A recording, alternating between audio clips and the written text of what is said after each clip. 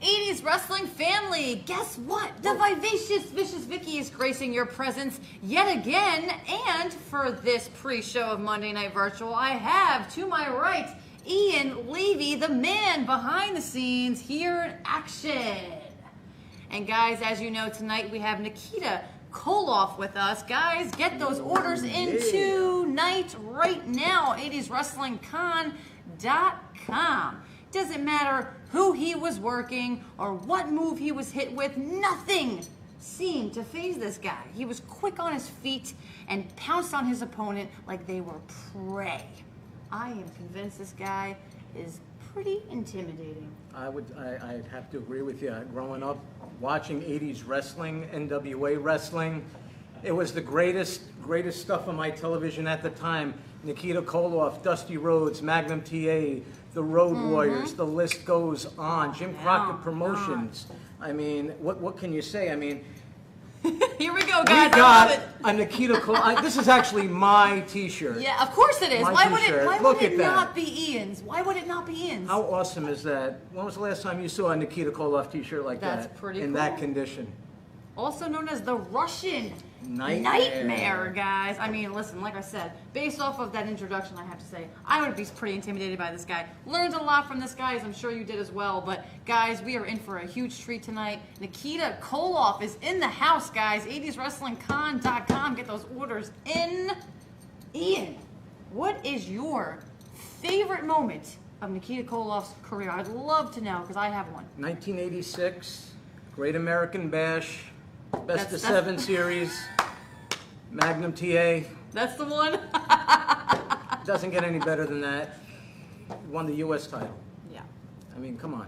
Yeah, no, it doesn't get any better than that, guys. I have to agree. I cannot disagree with you on that one, guys. NWA, well-known all over the place. A lot of things have happened in this man's career, and it's absolutely a legacy in itself. I mean, up here in the Northeast New Jersey, it's WWF territory, WWE territory, but in the 80s, your everyday fan up here really knew the WWF. You had to look at magazines and really dig deep to find out what was going on elsewhere in America.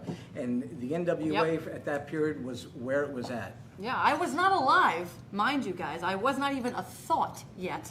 But going back in time, we talked about this a few weeks ago, guys, going back in time and reliving all those moments of the careers of these stellar men and women who have done and paved the way for people like myself who are actual workers in the business. This is absolutely a treat to tape study and go back and whatnot. So to relive those moments that we just talked about, me and Ian are on the same level when it comes to what our favorite moment was in Nikita Koloff's career. You know, it's absolutely amazing. And you were, before the show aired, guys, Ian was sitting down with me. We were looking through a magazine. We were looking at all these moments in NWA's legacy and career and whatnot. And to go back in time like that, and to have a guy here who is an absolute legend, in that era is huge, guys. Really huge.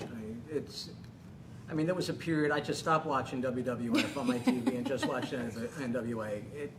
The product couldn't get any better. I can't stress it anymore. No, and he's absolutely right, guys. Hit the nail on the head like we do every single week, guys. And real quick, before we get back to Nikita Koloff, I do want to plug our upcoming virtual signings, guys. I'm going to read it off this list right here. We have June 7th, the Rock and Roll Express, baby. More NWA. June 21st, the Head Shrinkers. And guys, June 27th, this is very important, so if you're not listening, please listen carefully. June 27th, we have Akeem and Typhoon in the Wrestling Collector Store in New Jersey. If you are not local to New Jersey, guys, you can still get those autographs, so please hear me. If you are not close to the Wrestling Collector Store, please, you can still mail in for your autograph signing from Akeem and Typhoon on June 27th, 80swrestlingcon.com. June 28th, we have Val Venus. Hello. July 5th, we have Tyrus. July 26th, Dean Malenko. I'm super excited for that one. August 2nd, The Godfather, also known as Papa Shango. Ian, I'm glad I have you here today. August 16th, Mark Marrow. September 13th, which is a gimmick night, Brooklyn Brawler, Bushwhacker, Men on a Mission. Listen, let me tell you something. Let's be Bushwhacker. I'm all Luke. about, it is, yes. Bushwhacker Luke. I am all about gimmick nights, guys, and this is pretty exciting, That's a I big have to gimmick say. night. And that's not the only one, guys, Oh, so the stay gimmicks. tuned because I'm not done yet. September 20th, Slick. October 11th, Barry Windham and J.J. Dillon. 4 horsemen, baby. That's right. 4 horsemen. And October 25th, here is our other one, guys. Virtual Spooktacular. Boogeyman and Gang Growl, guys. This And Ryan as Count Dracula. and Ryan as Count Dracula. We'll see. Pending, but maybe. We'll see. I'll talk to the costumes. He said I'll have to call. Who'd you have to talk to? I'll tell them. He'll tell you guys when he'll be on at 7 o'clock. So, Ian, why don't you tell us who's going to be at the Wrestling Collector store in Stockholm, New Jersey? All right, coming up in June at the Wrestling Collector, June 12th, Brooklyn Brawler will be in the house. On the 13th of June, the Tonga Kid will be in the house. Then on June 19th, the winner, Barry Horowitz, will be there. And rounding out June is Akeem and Typhoon. Hey, On guys. the 27th. Guys, as you can see, it does not stop. The momentum keeps going, guys. You guys keep it going. The 80s Wrestling family, as I always say, we are family. Again, this is a guy who's behind the scenes. He is family to Way me. behind the scenes. Way behind the scenes, but he's here today. He's here today, and he's helping me out, doing what I do best, entertaining you guys. That she does. I try. I try my absolute best. She does a And good job of it. I appreciate that. I'm going to go with that. Again, why don't you hold up that Nikita Koloff shirt, guys? This is Again. awesome. Ready? Look. I can't get over how cool that is. That is awesome. Is there anything on the back? Nope. Nothing on the Nope, back. Nothing on the back. Just orange. That's it. Just orange. That's yellow. Is he Yellow, colorblind? orange, yeah. Is he colorblind? I think he might me be. it looks a little orange. To me, that's yellow.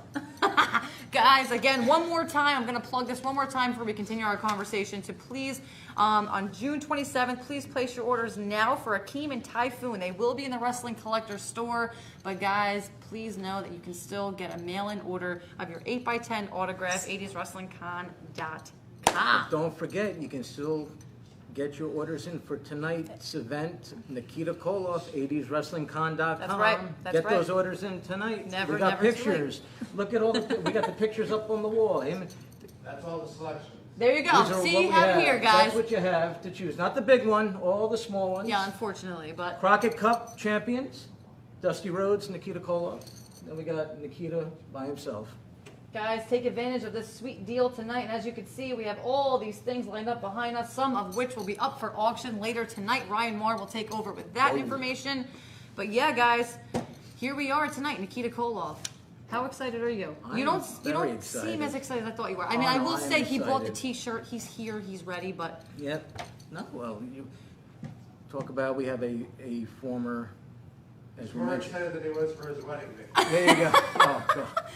you guys heard it here. Wow. Ian Levy is more excited than he was to walk down the aisle and say "I do" to his wife.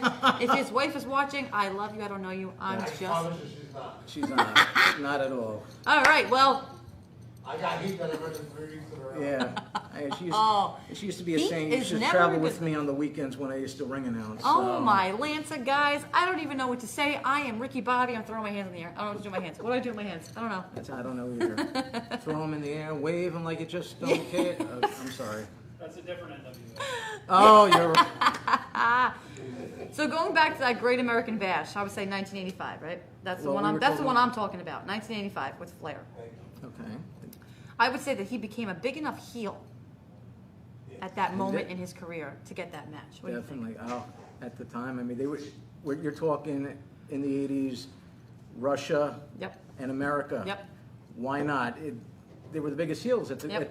the time. To be put in that position with the top man in the company. Yeah, no, it's absolutely amazing, you know, and these are the things that, you know, I look into, again, like being a wrestler myself, you look into, you see these things, you kind of study it and see what happens and whatnot, and that particular moment, that Bash 85, stood out to me the most, for sure, with Flair. Yep. But I can't say, can't take away the 86 Let's match. see, guys. Here we go. I Look, mean, you're getting a real this treat with This is Ian the United today. States title. This is not the NWA. This is the WCW version, but still, it's an NW. It's still the Yep. heritage Yep. that we have with this title. It's beautiful, guys. yeah. Look at this. Come on, look at this. We gotta put this up front and center here, But guys. we're not just Look at talking this. TV champion. We're not just talking United States champion. We're talking six-man tag team champion. Yep. We're talking world tag team champion. We're also talking UWF television champion. Guys, the list goes on and on and on and on. I am absolutely incredibly excited to hear the stories that go on tonight because we know 80s wrestling family, you guys bring those questions in and we appreciate it because that's what makes this moving. Yes, it I'm sure does. you have a few yourself. Oh. But guess what? You're not going to be able to do it. Nope. No. Not really. Guys, again, this is extremely exciting. If you have any questions that you want to ask, please put them in the chat, as Ryan always states. Please remember that we do have to get through to all the signings and everybody there, so keep it within reason. Ask questions that are not inappropriate because you will be blocked. And we love you all so much, so please ask those questions. As you see, to my right, Ian Levy is behind the scenes, but he is, in fact, in front of the scenes right now. in front of the scenes right now. And before we Sharing the history of Nikita Koloff is super exciting. I cannot wait to continue to know more about that. Do you have anything else about Nikita Koloff that we can talk about no, aside I think from what we did? At this point, we'll let Ryan do all that in the upcoming. We're gonna let But Ryan in the do meantime, all that. In the meantime, don't forget June 12th at the Wrestling Collector, the Brooklyn Brawler. On the 13th, the Tonga Kid. On the 19th, the winner, Barry Horowitz. And rounding out the month on the 27th at the Wrestling Collector, the One Man Gang / Akeem with Typhoon. And don't forget Akeem and Typhoon. One more time, guys, before I turn it over to Ryan. June 27th, as he just said, Akeem and Typhoon, they will be in the Wrestling Collector store in New Jersey. If you are not following, I highly suggest that you do at the Wrestling Collector store on Facebook and Instagram. We are in New Jersey, but if you are not local, guys, please know that Akeem and Typhoon, June 27th, you can get a mail-in order of that autograph. Why they wouldn't want to take advantage of that is beside me. I have no idea. I couldn't tell you. But don't forget 80swrestlingcon.com. Get your orders in for tonight. Nikita Koloff. Yes, guys, 80swrestlingcon.com. Nikita Koloff, get those orders in. And guys, right I am now. so happy to be here. I'm excited, and I am going to turn this over to the host of our evening from 7 p.m. to 10 p.m. tonight. Ryan Marr will be taking over. So me and Ian are going to get up and do our thing, and we're going to turn it over. So Ryan, I love you, buddy. It's your turn. All right. Guys, thank you, and have a good night. Oh, all right. Okay. I think are we clear now? All right. We're still live, so welcome everybody to the main show. How do you like that transition?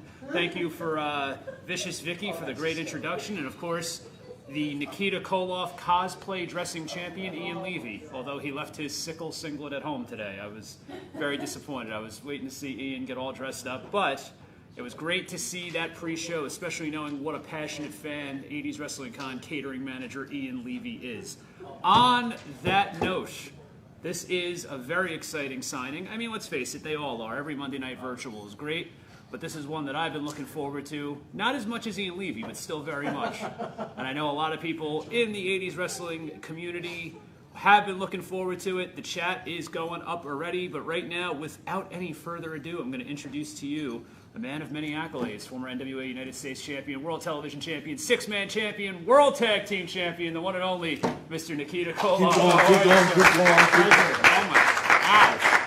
Hey, Ryan. Oh, sorry. Yeah, no, that's... Sorry, Ryan. Sorry. That's okay. I mean, I you know, it's funny because when I walked in and I saw you, I said, this guy looks like he's still ready to go. Well, I'm a little. I've dropped a little weight from those days. A little. By, but You yeah, look great. You look great. I appreciate it. I try to stay in shape, but so do I. I'm not trying to get back in the ring. By the way.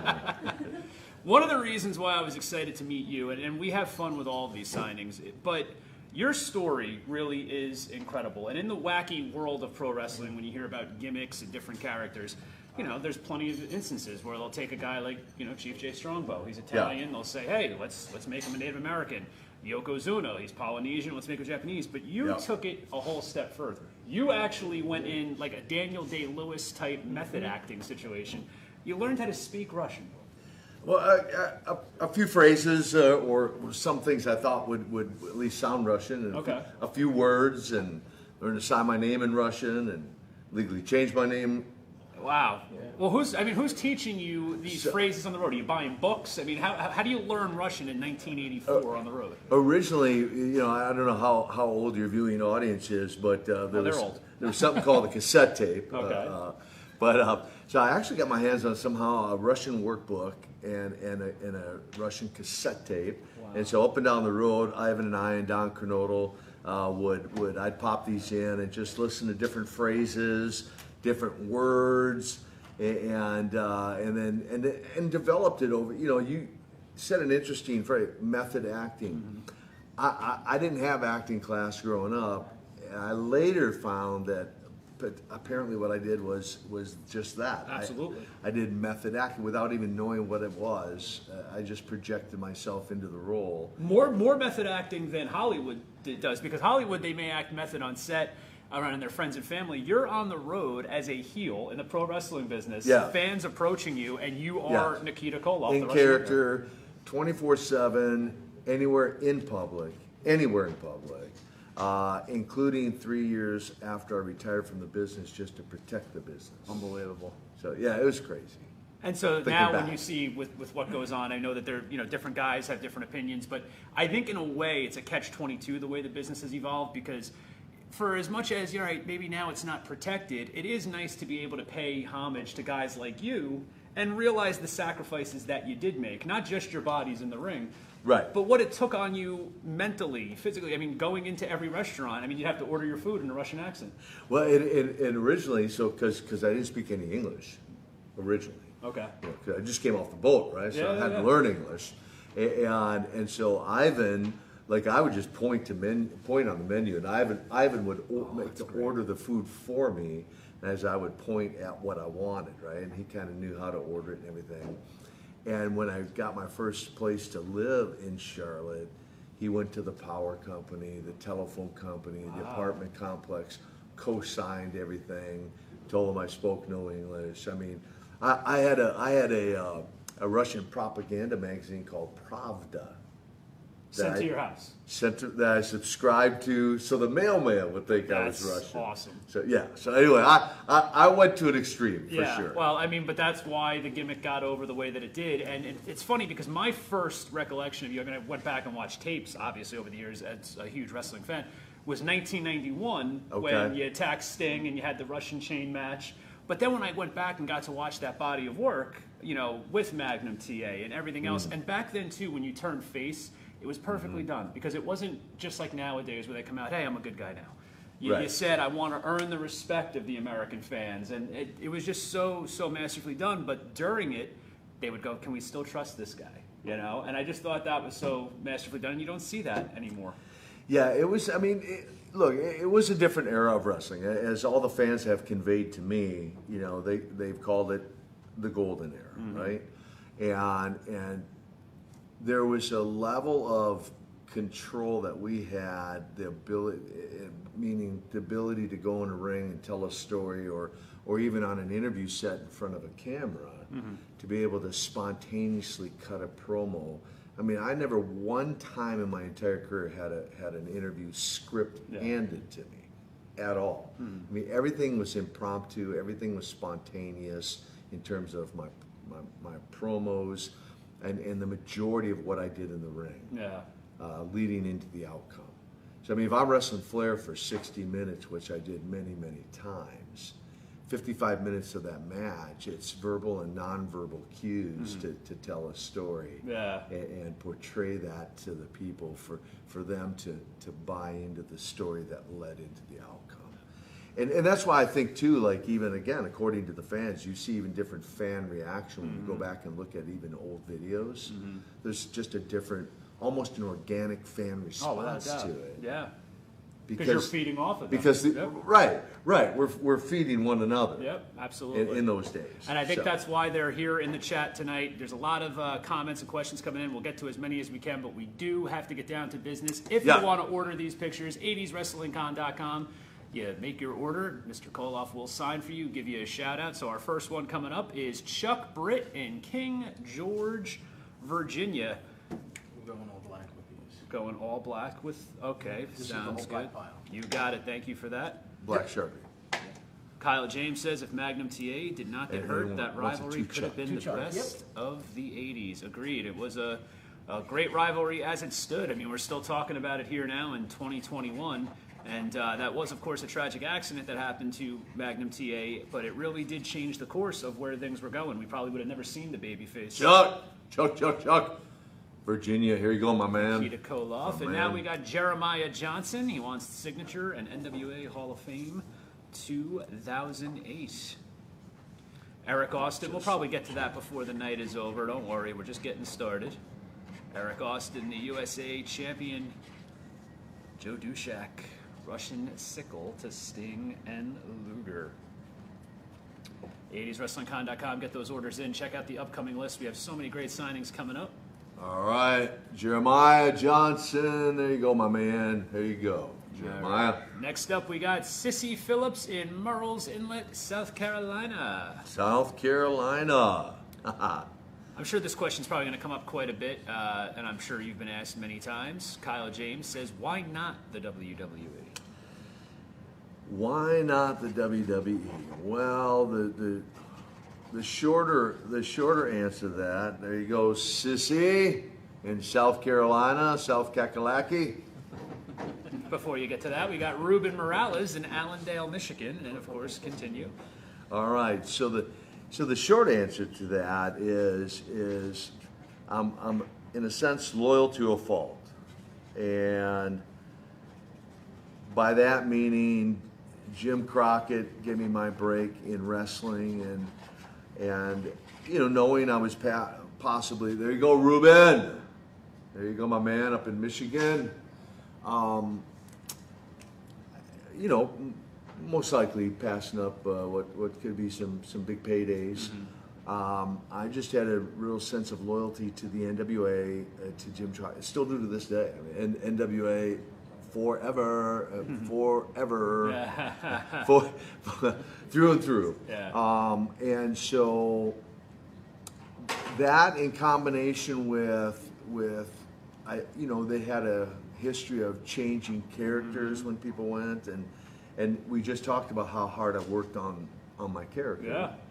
And so I really wasn't interested in going up and developing a whole new character. Absolutely. Either. So if I had went, I would have had to, I guess, negotiate the fact and be myself. Well, be Nikita. Your former partner went from Crusher Khrushchev to Demolition Smash. And also, too, and I'm not taking, Nikolai Volkov, God rest his soul, both professionally and personally, I was a big admirer of his, but the way that they did the Russian characters over there was a little more comedy, a little more campy, a little more goofiness, whereas with you were the Ivan Drago in Rocky IV. I was You thought, serious. This guy is going to kill you. And Yeah. you never got that vibe, I don't think, from the Bolsheviks. That was more the comedy kind of silliness. Cartoon. That's the word I'm looking for. Cartoonish, which again, they did big business and Oh, of all of that, course. but right, my attitude, my mentality would not have fit well with that.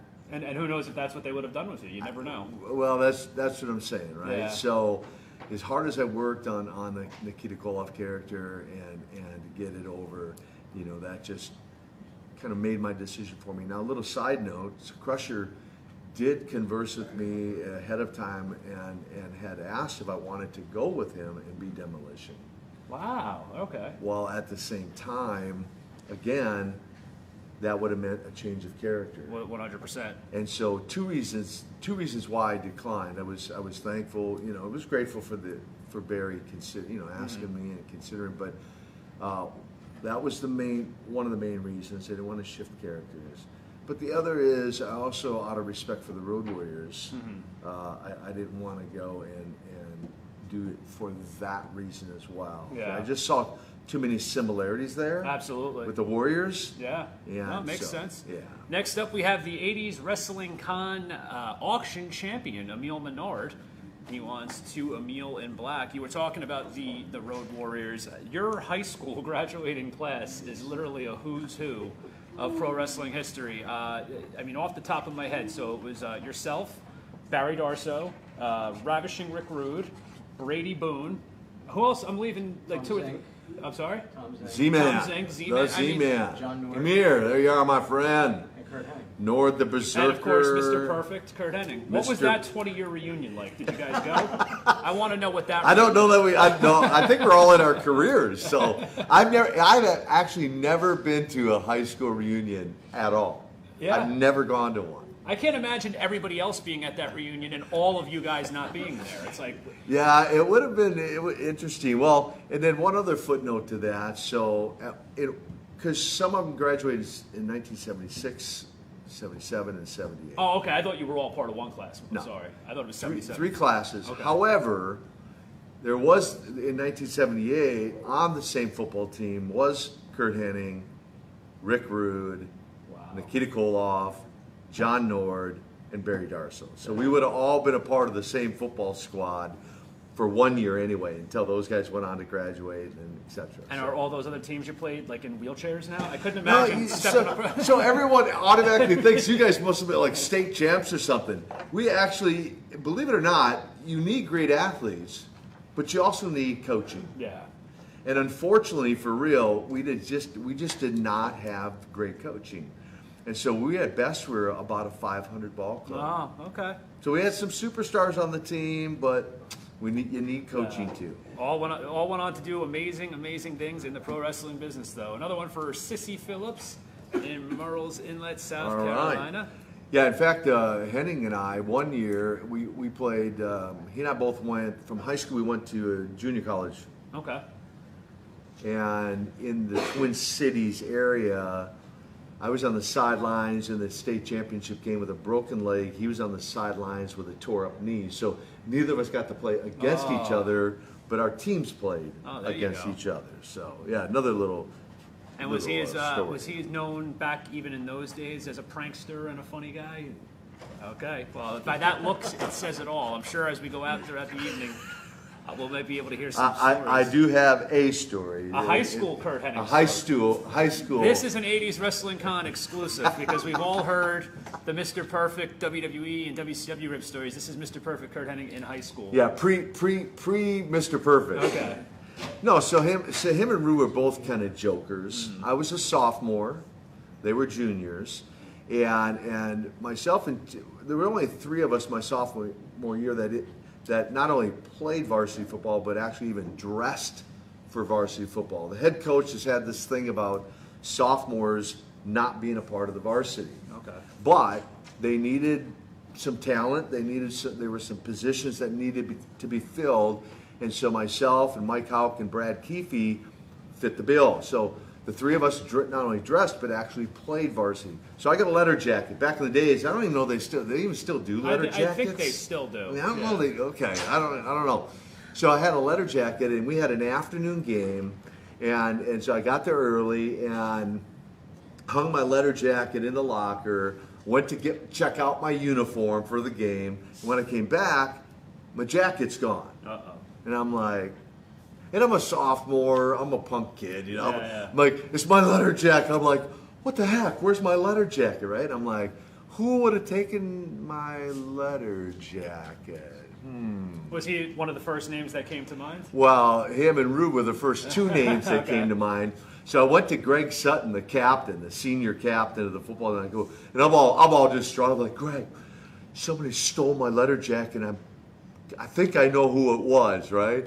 About 10 minutes later, here comes Greg Sutton with my letter jacket, and sure enough, you know, the first rib of my experience with Mr. Perfect, Kurt Hennig, and ravishing Rick Rude. But it was still in good condition. They didn't. You know. They didn't mess with it, Right. but they were just playing with the sophomore's mind. Well, that was pretty tame. We like that because it could have gone a lot worse. I mean, it could have been hidden up in the. Yeah, they could have done worse, but I went to the right guy to retrieve it. So, There you go. Anyway. So from the Great White North in Canada, we got Jesse Rocha coming up next. Oh, Jesse Canada. Rocha. Janelle Oh, yeah. Anselmo with the smiley face because she's a big Kurt Hennig fan. She always asks about the Kurt Hennig ribs. So there you go. Right off the bat, we got one, Janelle. Jeremiah Johnson. Was the rumor mill true back in 1986 that there were talks of bringing in Nikita to take on Hulk Hogan? At WrestleMania? Jesse, there you go. They Oh, want to, Canada. they want to know if it was true. Were they talking to you about WrestleMania 2 bringing you in against Hulk Hogan, or is that just a rumor? Well, there was no actual talks or negotiations. Really, some of you were, I think in the pre-show they were talking about the magazines, digging into the magazines to hear a lot more about what was going on outside of WWF in those days. And so obviously the magazines were really touting that, Hogan, Hogan, Kolov, what if. Now, did kind that of bother thing. the promoters, especially someone like you? I know that, especially Bill Apter, a legend, and he was trusted by the promoters, but you're Yeah. Jim Crockett's top heel. And now in a magazine, they're putting out this thing like, oh, what would happen with him and Hogan? Yeah, what if? Yeah, do they appreciate that, or they look at it as, oh, no, I hope they're not giving Vince any ideas? No, I think they just, I think from as far as I know, we all of us looked at any publication, any exposure, of any kind is a positive thing, not a negative thing. So I don't, to my knowledge, know that bothered Crockett. It's, it certainly didn't bother me, and of course it sold magazines. Yeah. So. And it's amazing, though, because you did put so much into investing into that character. So it was very trusting on your end to be able to go, all right, I'll let the magazines say what they want to say because you're investing so much of your personal time and everything into And that. it is a big kind of what if, right? Like what would have happened had I gone, had him and I met at WrestleMania? I mean, you can speculate all you want. Most likely it would have done some business. Yeah. Probably would have, made some big bucks for McMahon and for us as well. Pro wrestling's Rocky IV, right there. I Yeah, mean, it's right, the same right, kind of thing. I mean, right. American hero against the evil, Right. monstrous Russian. In the Russian Empire. There you Right. go. Next up, we have Wade Bates to Wade. All right, Wade. Him versus Ric Flair on the Great American Bash Tour when Flair got out of the copter. Yes, and that was actually recently done at WrestleMania here in Jersey with Charlotte Flair. They kind of recreated that. Little smoke and mirrors, though. Often imitated. There you go. Never duplicated. Just remember those words. Of course. Wade, there you are, my man. Jason there you go, Wolf, Wade. the first heel I cheered for was the Russian Nightmare. There you go. Doug Harvey to Doug. 80swrestlingcon.com. Get those orders in. Vicky was talking about some of the great signings we have coming up. We're actually going to have a week or two off after 3 weeks in a row. We'll be back on June 7th with Ricky and Robert, the Rock and Roll Express. We're looking forward to that one as well. There you go, Doug. Right there, my man. Next up, back to Canada, we got Jan Cousineau. I hope I didn't butcher that, Jan. I apologize. Jan in Canada. And that is YAN, correct? Yes, sir. Okay. 80swrestlingcon.com. Keep those comments coming in the chat. Any questions, we'll try to get to as many as we can, but we are busy tonight. If you have any memories, though, please feel free to share those. Also, if you're watching on WrestleZone, Oh, Canada. There you go, on. Jan. hello to everybody on WrestleZone.com. And if you're watching on Facebook, please feel free to share the link. There may be some Nikita Koloff fans out there that don't know we're doing this tonight. They'll see the live Facebook feed. They'll place their order. Next up, we got Nicholas Pomeroy in Arizona. Of course, the Crockett Cup photo right there, you and Dusty Rhodes, because you called him up and you spoke for hours and you met for hours. And what a great I mean, he could sell anything, that guy. He was amazing, was he not? Absolutely incredible. Kyle James, I remember when he clotheslined David Crockett, one of the best heel moves ever. Dusty Rule, the Tower of Power, too sweet to be sour, if you will. Yeah. That's a good one. Baby, we created a superpower, if you will. Yeah. There you go, Nick. Right There you there, go. baby. Yeah. You got the shout out as Dusty from Nikita. Now that's a keepsake. That's a There you moment go. right there. Hey, we ride up and down the road with a guy for 2 years. You kind of get to know his voice there. Yeah. Arizona. There you go, my man. And now was he a guy, because you were riding with him so much, and he was the booker at the time. And again, that's a big, like, back in those days, everything was secretive. There was no such thing as booker. But now, again, we get to appreciate the true genius. The regular fans get to know how creative he was. Yeah. Did he ever run ideas off you? Did he ever say, what do you think about this? I'm thinking about doing this with this guy. Or no, was it just, this is how it is? No, we talked a lot. I mean, one of my fondest memories is his 2-seater convertible red Mercedes that we would ride to towns together in. Put that top down and just cruise on down the interstate. And we'd bounce a lot of different things back and forth off each other. And I probably, if there was any regret with Dusty, he and I, one of the things we used to talk about all the time, especially when we were flying to towns, is we'd get a copy of the old USA Today and we go immediately to the wanted section. We look at land. Okay. And we'd always look at Montana, Idaho, and we always talked about, man, let's go in and, buy 1,000 acres, split 1,000 acres or something, and talk. We never pulled the trigger on it. It's one of those things I'm like, man, I wish As like a vacation home. Yeah, just as an investment. Oh, okay. And, yeah, initially an investment, but then, something to, retreat to later on in life or something. And, a little cabin, with the mountains, snow-capped mountains, and wild elk running, the whole deal. I mean, we of course, he was creative, right? Yeah. I mean, our imaginations ran wild, you might say. Oh, that's awesome. And what we potentially could have done with that property, Oh, so. that's great. Yeah, anyway. People were saying any good stories. Dennis Grinnell wanted to know any good stories about Dusty Rhodes, and he's actually from South Dakota, Dennis Grinnell, so it's kind of funny how that all tied in. Yeah. There you go. You just heard a great one. Yep. Next up, we got Patrick Hart in New York. All right, Patrick. Phil Roush says, loving the stories. Thank you, Nikita. Thank you, Phil. 80swrestlingcon.com. Spread the word. Tell everybody we're here with Nikita Koloff. Get those orders in at 80swrestlingcon.com. Stick around later. We're going to have the live auction. We got some great VHS tapes, some magazines. It's going to be a good time. Here you go, Patrick. That's for you, my man. Next up, we got Pelham Blunt in Richmond, Virginia. Richmond Coliseum. Remember it well. That's always great, too, when there's certain towns that stick out and guys remember, whether it be a venue that they wrestled in or a restaurant that they ate at or... Sabatino's in Baltimore. Shout out to Sabatino's. I don't know. You have like a Sixth Sense thing going on right now because Why? Because Casey Willett says in the chat, favorite Baltimore stories. You're knocking these out of the park. You don't even need me tonight.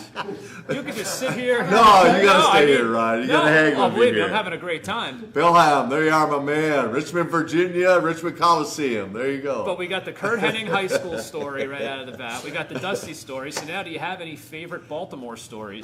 Baltimore is one of my all-time favorite cities to wrestle in. It's a great city in general. For a number of reasons. I love the Inner Harbor. Great time. Fells Point. Just love the Inner Harbor. Of course, we did Dusty and I won the Crockett Cup, maybe, in the two-day tournament in Baltimore. So we got to spend some extra time there.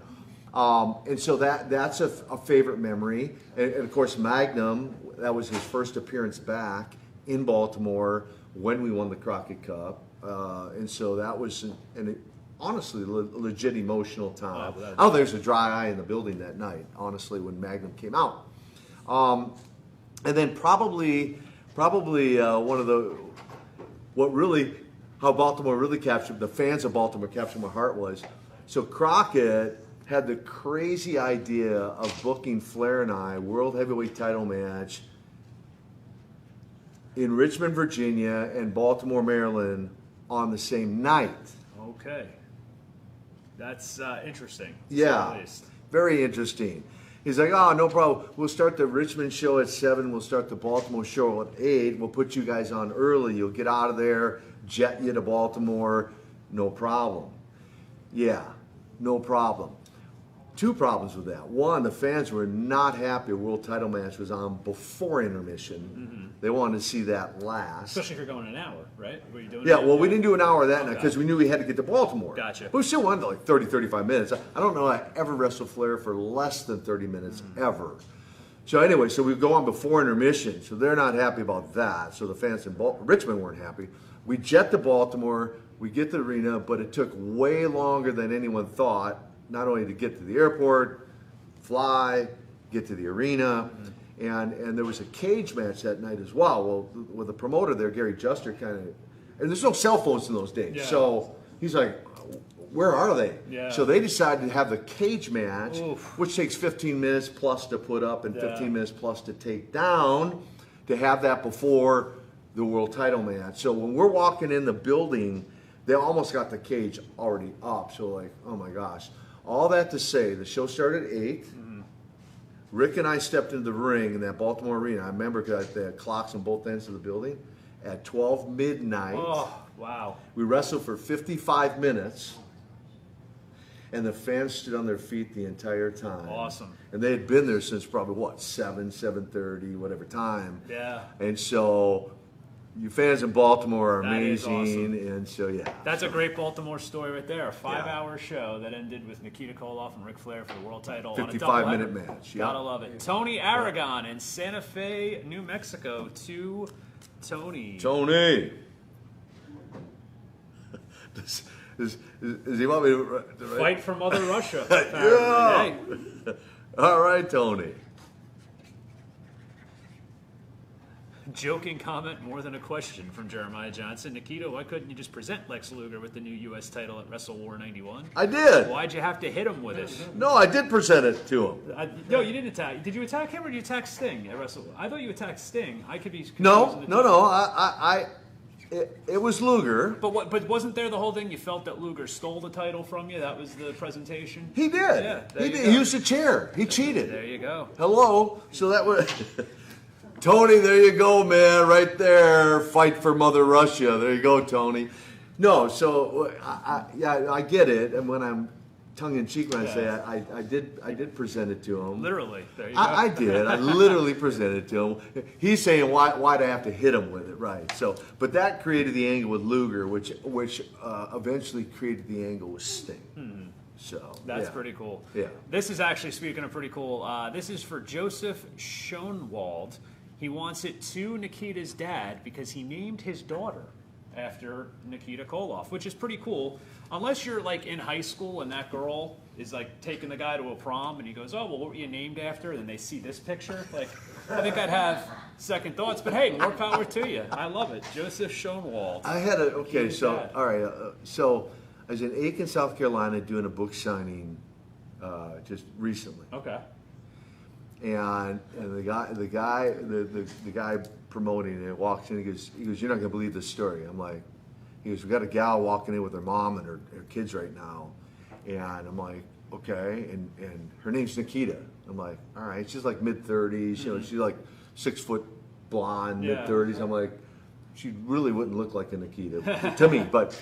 So they walk in, they tell me the story. They go, the mom tells me the story. We're living in Florida. I'm pregnant. My husband's outside, and I have the child. They bring in the birth certificate for me to sign, and it says Nikita on the birth certificate. She goes, "That's not her name." She goes, "No, your husband said that's her name." Oh, is it the same guy? No, I don't think it's. I don't think it's. There's more than 2 Nikitas off of Nikita Koloff. I've actually literally met 7, and they're all girls. Wow. Yeah, I guess Nikita's kind of a girl. No, but I understand. But were they all specifically named by their fathers who were super wrestling? The very first time, I'll tell you the very first story. I was walking through a food line at a restaurant through a serving line, and this girl had Nikita on, spelled the same way, Nikita, and I'm like, and I had grown my hair out at this point. And she was a young girl, about 16, 17 years old.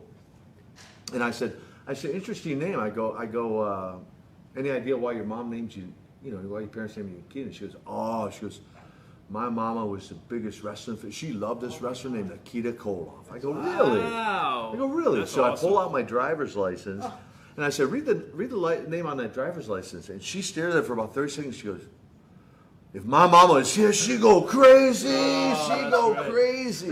That was the very first time that. That's an awesome story. Yeah, and by the way, it's a very humbling thing. Oh, I can imagine. Truthfully, to know you've had a bunch of people named after you. Yeah. I mean, it really is. Well, without a doubt. Without a doubt. So, especially when it's a name, you as a male, and it's being given to a female. Like, that is really cool. Yeah, it was pretty humbling. So, all right, so I'm literally signing this though to Nikita's dad. To Nikita's dad, I guess. The whole thing. Okay. Does he want the Joseph, I believe so, right, Tommy? or is that just his name? To all You of them. want his name He too. wants the All whole right, he thing. wants all of it. There you Okay, go. all right. While Mr. Okay. Koloff's doing that, go to 80swrestlingcon.com, get your orders in for Mr. Nikita Koloff. Also, check out the great list of upcoming signings. Don't forget about Virtual Mania on Sunday, August 22nd. Virtual Mania 2.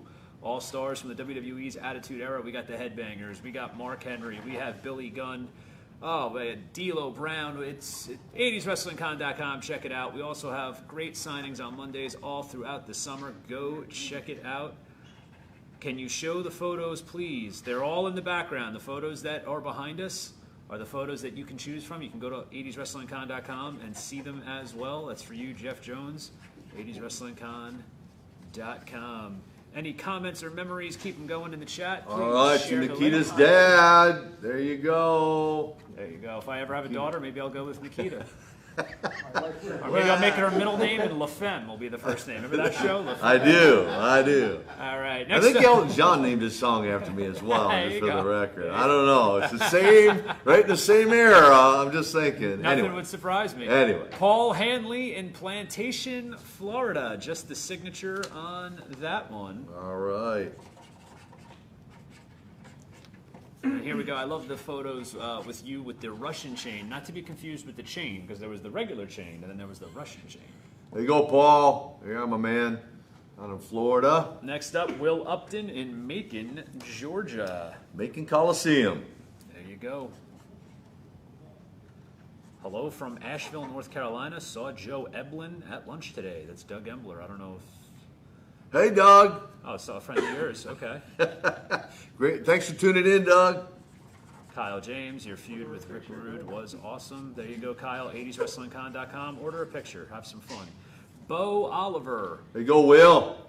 Macon, Georgia, my man. Bo Oliver, hello from Maine. Thanks for doing this. Thank you for tuning in, Bo. Greg Eaton in Lakeland, Tennessee. Greg Eaton. I don't know if there's any relation to Beautiful Bobby.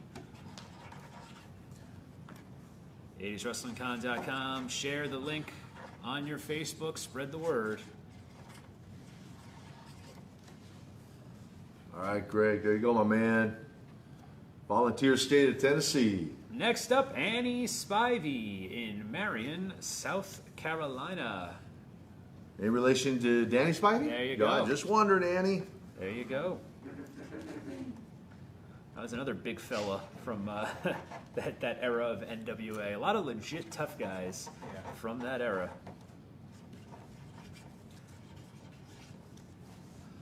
All right, Annie, there you go. Down to Marion.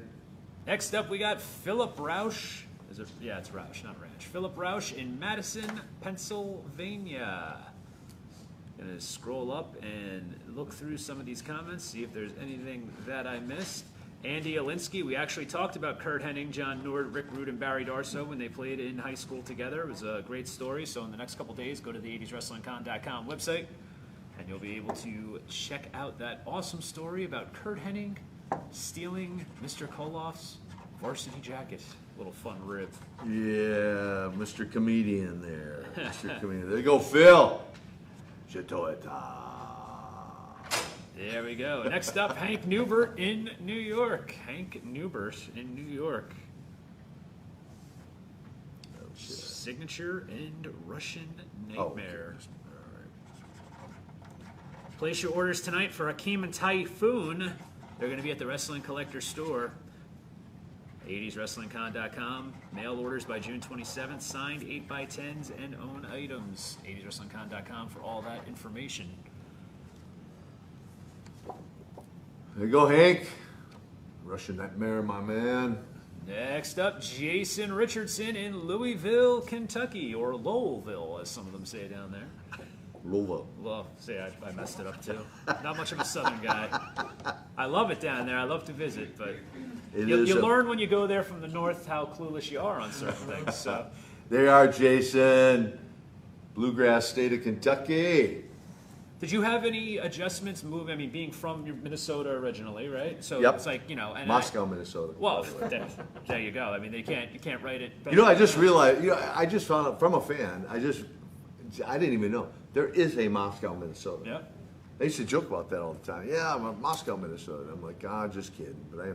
But no, I can't. Like, they took my joke. Yeah, there you go. It's Anyway, legit. It's like I'm Florida. sorry. It's like You were Florida, gonna say New York. you were going to say when I left Minnesota. Well, no. what So were we I gonna- mean, Minnesota. I feel like the reason so many tough guys come from there is because of the cold weather. I mean, you hear those stories about AWA and Vern Gagne training in the barn, and then you know the guys like Brad Road Warrior- Ringens. Yeah.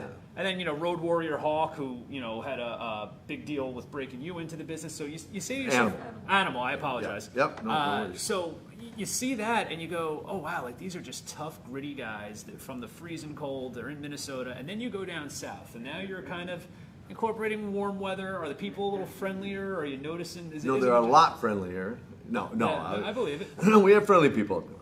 But, and see, Minnesota's a land of 10,000 lakes, right? So when you think of Robbinsdale High School, and by the way, there's a couple guys we should probably throw in the mix there. Now, they're a little before our time, but also graduates of Robbinsdale High School were Vern Gagne and Mean Gene Okerlund. Gene That I was Okerlund. not aware of. They were also graduates of Robbinsdale High School. So really, it was all the minerals that were in our water tower. That's what made us so tough. It There was you the go. yeah. And you all wound up in the wrestling business. And we all wound up in wrestling. Who would have That's thunk awesome. it? That's right. Aaron Karpenka, Canada is well represented tonight. Oh, Canada. There you But all that to say, no, I still have family in Minnesota. I've been to the Carolinas longer now than anywhere else. And I just love it. I love the southern hospitality. You know, I love the climate. 3 hours east, I'm at the ocean. 2 Yeah. hours west, I'm in the mountains, the Appalachian. Yeah.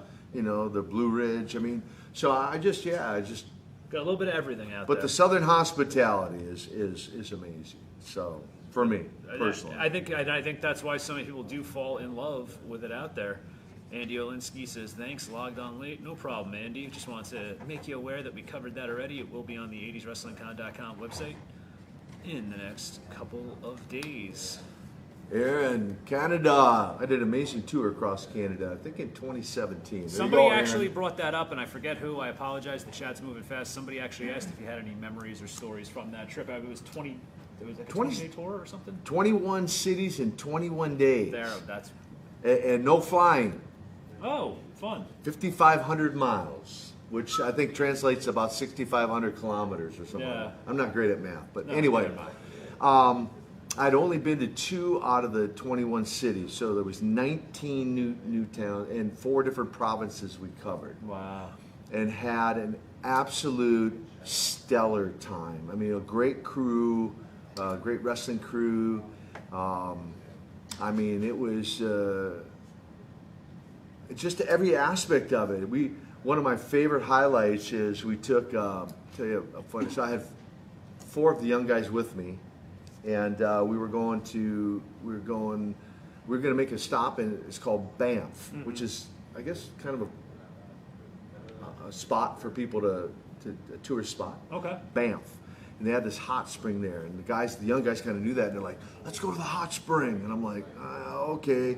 Well, in my mind, I'm thinking, bubbling up out of the ground, kind of that whole deal. So we get there, and you can rent like these old 1920s like strapped like Suits. Okay. Yeah, it looked like almost like a Tarzan kind of thing, right? Yeah. Anyway, all that to say, and a couple of guys are like, I'm not gonna rent one. I'm just gonna wear my underwear or whatever. It looks like a swimsuit anyway. And we're like, all right, whatever. So 5 of us walk out through these doors, and it is hot springs, but it's a swimming pool. Okay. And it's all like parents with their kids. And if you can imagine, all eyes turn on the door when the 5 of us walk. I mean, some of these guys are all tattooed up, and I have a shaved head. Out of the pool, kids. Yeah. Anyway, that was a favorite memory of ours. Was going to Banff and going to the hot spring. We took pictures and had a bunch of fun. Now, doing a tour like that, you said that was 2017. Having retired in 1992 after putting all those miles on the road, is it like riding a bike? Does it just come right back, or do you have to go, oh wow, I know why I gave this up? Towards the end, a couple of the longest trips were towards the end. Yeah. So towards the end, you're on the road for 21 days straight. Yeah, I was ready by day 21. I was ready to come home. But that said, because I was going to a lot of cities and places I'd never been, and so I mean, Canada, like for real, you have a beautiful country, like for real. I loved every minute of it. That's great. Danny Dugan, who promoted it, was phenomenal. So it's just the whole thing. That's so cool. Yeah. So cool. Scott Meyer in Pittsburgh, Pennsylvania is up next. To Scott and the signature right there. PA. Tracy Tam Singh says, aloha from Hawaii, Nikita. Hey, where in Hawaii, Tamsi? Where in Hawaii are you? Just curious. Tracy, where are you from in Tracy, Hawaii? sorry. Tracy Tam Singh. So close enough. How do I purchase a photo? Jeff Jones wants to know. You go to 80swrestlingcon.com. Jeff Jones. I wonder if that's the ECW manager, Judge Jeff Jones. There you go, Scott. There you go, my man. Next up, Sly Fitzenko in Pekin, Illinois. Sly. The reason I ask where in Hawaii is I have a daughter that lives in Maui. Oh, beautiful. Yeah, she's been there for about 6 years, her and her husband. And Not a bad place to live. not a bad place to visit either. Exactly, They have right. a daughter there, so. There you go. 80swrestlingcon.com. Get those orders in from Mr. Nikita Koloff. Also, check out all the upcoming signings. We're going to be back with Monday Night Virtual on June 7th with Ricky and Robert, the Rock and Roll Express. There you go, Sly, my man, Illinois. Jim Baez, welcome to New State of Jersey, Illinois. brother. Next up, Jeremy. Oh, I'm going to butcher this one. Sidlowski. Jeremy Sidlowski. I think you did pretty good. All right, I gave it a good shot. But You Jeremy, did. Jeremy from Painesville, Ohio. How you doing, Jeremy? Devin Ashton wants to know, who was the last person you did the Russian sickle to? Ooh, God. Ian Levy's hoping it's going to be him tonight. No, somebody wants. He texts me, he says, I hope you take the sickle. There you go, Jeremy. There you go, my man. Just for you. Ohio. Well, my very last match was against Van Vader. Wow, okay. What year was that? 1992, November 7th. Oh, I didn't know if you maybe did like an indie. No, so 1992 was really it. Like, I mean, you're one of the few guys that actually retired and stuck with stayed. it. There you go. Retired. Unbelievable. I love Yeah. that. I don't know how many other guys that have actually done that. I've been kind of coined the Barry Sanders of pro wrestling, if some viewers might know what that means. That makes sense. But and I'm sure I hit him with the sickle that night. I would venture to probably say. Yeah. But And what a time that Vader, that was when, like I said, 1991, I got into WCW. I mean, there was nobody. He was kind of, I feel, at that time, the heel that you were in 86, 87, as far as just the monster, unstoppable kind of guy. So to have you guys together, you know, talk about passing of the torch. Yep. For real. So he was probably the last guy. There you I go. would guess. Patrick Mayberry is up next. To Patrick. Sanks JF. I apologize. That's what it says. SAINX JF. What? He speaks fluent English? There you go. Another testament to. Good English tutoring. I'm just saying, right? He even got rid of the accent. He saw a speech pathologist. He's really ingratiated himself with American culture, ladies and gentlemen. I have. Patrick, there you are, my man. Just for you. There you go, Patrick. This one's from Jonathan Jeffries in Marietta, Georgia, but it's to Cooper and Connor. Of course, the Crockett Cup photo with Dusty. I had Luger and I were doing a signing a while back in Virginia, and I'm sitting at the table like this, and we're signing like, and all of a sudden I hear this fluent Russian. This woman speaks some fluent Russian. I'm like, oh man. I'm like, maybe if I ignore her, she'll go away. But she's not going anywhere. She says something else in Russian, and I'm like, all right, I'm gonna have to pause and address this, right? So when I look up at her, I mean, she's glowing. She got a little kid with her, and she's just so excited. She says something else in fluid Russian. I just look, I go, ma'am. I go, I'm not really from Russia. Oh wow! And she goes from a glow to like take a step back to like a legit scowl. She goes, you're not really from Russia. Now she says that kind of broken English. Yeah. She is from Russia. Absolutely. And I go, ma'am, it was just a character that I portrayed. And she looked at me, she goes, I drove 3 hours here to meet you, and you're not. Wow. And I'm like, I'm so sorry. Of course, my good buddy Luger's like, nope, he sure isn't, stirring the pot. I'm like, I got this, She was so mad, she left. She never got an autograph. It was 6 hours in a car, and come to see her Russian hero, and he's not even from Russia. I can understand how that would affect some people, but nowadays we live in a different society. I'm like, go online, Google me, research, do something, right? Yeah. Okay, so Cooper and Connor. Cooper and Connor. Yeah, nowadays Anyway. you hear that all the time about, cultural appropriation. To me, acting is acting, and I think that's a testament to how good you were if you were able to fool a legit Russian. So... Yeah, I mean, of course, obviously you feel bad, but... I'm glad you brought up Lex Luger, too, because Cooper lately... and Connor, there you are. There you go, Jonathan. Marietta, Georgia. Quiet on the set, please. Thank you. So I'm glad you brought up Lex Luger, though, because you were actually, as far as my recollection, the first wrestler that I remember talking about, finding religion and coming, with God as a born-again Christian. Lex Luger has done that, and since he has done that, especially lately, he has come out in these interviews and just been remarkable. Mm-hmm. I mean, the way that he could sit there and accept responsibility for certain things and redemption, I just think it's an amazing story. How much of an influence were you on that? Were you one of the first guys he reached out to? And yeah, well, so yeah, it is it actually is a remarkable story. For those who are not familiar with that, go on YouTube, just look up Lex Luger 700 Club. You'll hear more about like his spinal cord injury and how he's been able to overcome that. And so kind of the short story on how we got reconnected, because the last time I saw him was in Charlotte Coliseum, December 1995. Wow, so they've been that long. They had a show, and I had grown the hair out, and I'd shaved off the mustache. I went down, I looked completely different guy. I went down and just had a lot of fun with a bunch of the guys who didn't recognize me, and I just went in as a mark. I'm like, hey, you're like Hulk Hogan, right? Oh, that's so funny. They're like, yeah, who are you? Anyway, so fast forward to 2006. So 11 years I basically had not seen him, and then I had heard, that he had given his life to the Lord, and he was invited to this conference out in Arizona in June of that year, and that I had gone to it many times. Sting, Road Warriors, a lot of guys. Anyway, so we got reconnected there, and then I started making trips to Atlanta for really about the next 5, 6, 7 years. Began to disciple, mentor him in this new walk with Christ. And when he had the spinal cord injury, I used to drive down. It was just in my heart to drive down. I used to drive down like the very first time I drove down, I just felt like the Lord said, go down and pray for him, when he had that injury.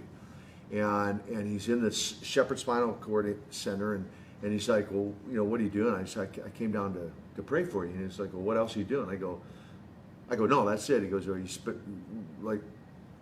spending the night? I go, no, I'm driving back home. He goes, wait a minute. You drove 4 hours here to pray for me, and then you're going to drive 4 hours home? And I'm like, yeah. And that was the first of a number of trips over 6 months to the Shepherd Center just to pray with them and encourage him and be with him.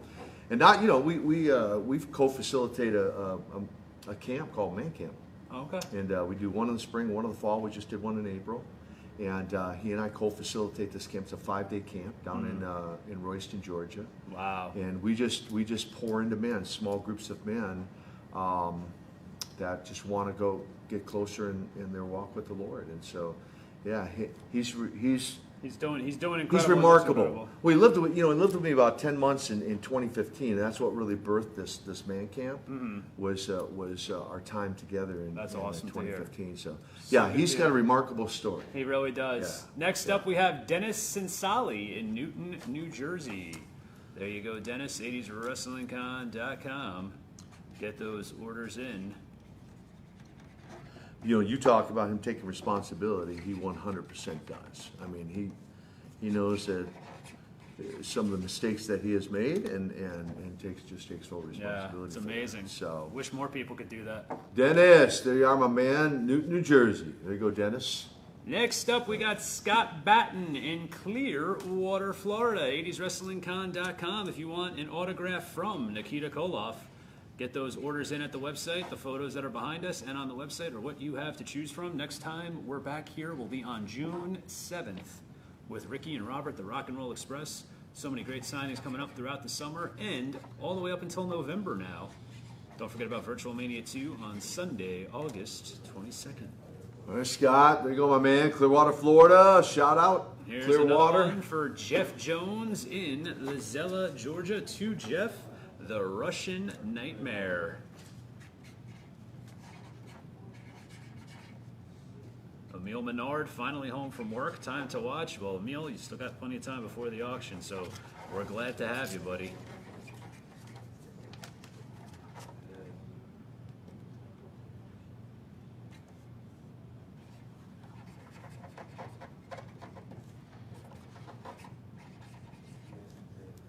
All right, Jeff.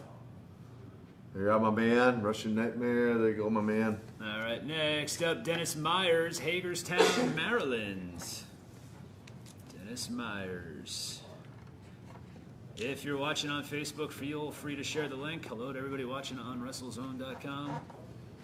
Here with Nikita Koloff, returning on Monday, June 7th with the Rock and Roll Express. We're going to hold off on some questions for the time being. You can still put them. I'll try to scroll up and get to them later, but we're going to catch up on some signings. So if you don't get your question asked right away, hang in there. There you go, Denny. Next up, Steve Maudlin in Anderson, Indiana.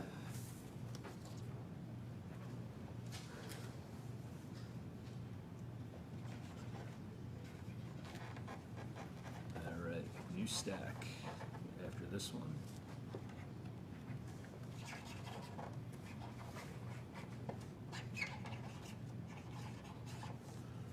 All right. There you go, Steve.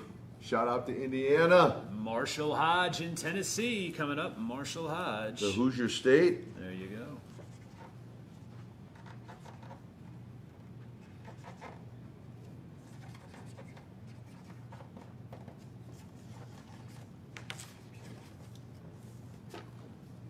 There, my man, Marshall.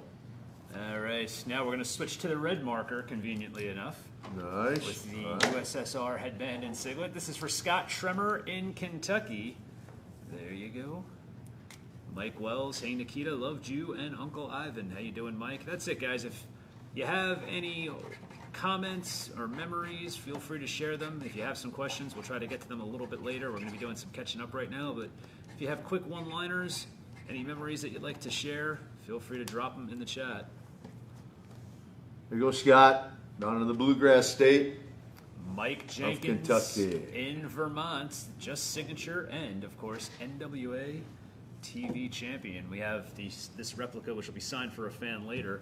Nice. Not too often you get to see the replica of the NWA World Television title. That one especially. I've seen a bunch of the WCW World Television title replicas, but never that. Definitely a very nice looking belt. It's a good one. Actually, WWF had the heavyweight title in that style, but not the colors. Like Oh, the what, shape. that same design pretty much? The shape? Interesting. All right, Mike. There you go, my man. Good choice. Been in Vermont. Next up, this is Bernie Matthews, South Carolina. He wants the red signature and rest in peace, Dusty, the superpowers. And of course, if you missed that great Dusty Rhodes impersonation, I'm sure later on we'll probably get a little more. Not right now, we'll make you wait for it. But you can check it out on the website in the coming days. Scott Batten, hello from Tampa Bay. Loved your feuds with the Road Warriors.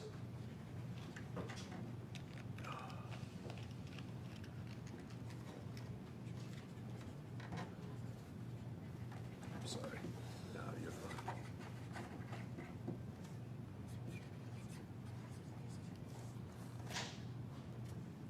All right, Bernie. There you go, my man. All right, next up, South Leslie Carolina. DeRocco in New York. Leslie DeRocco.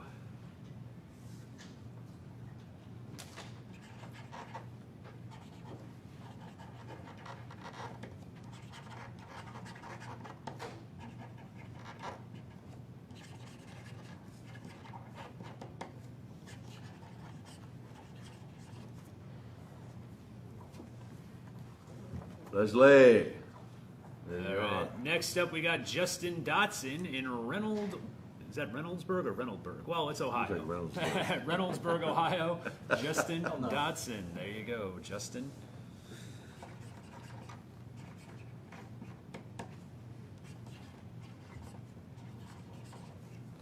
Ohio. There you go, Justin. You are my man. Chris Zausha in Lake in the Hills, Illinois. To Chris Zausha, the Russian Nightmare. 80swrestlingcon.com. Get those orders in. Spread the word. Tell your friends. Got a bunch of great signings coming up. We'll be back here on June 7th with Ricky and Robert, the Rock and Roll Express.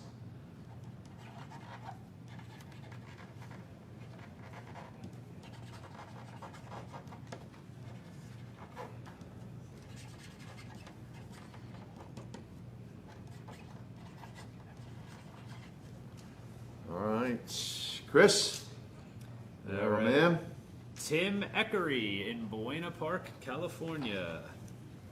Thank you.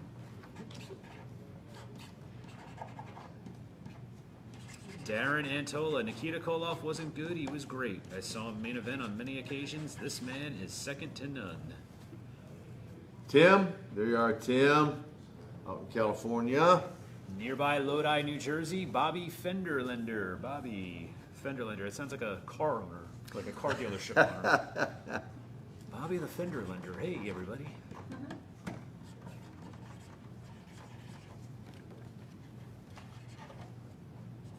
#80swrestlingcon.com. Get those orders in. Gonna be here with Nikita Koloff this evening. There you go, Bobby. Just for you, my man. Next up, Sam Tuello in Michigan. Sam.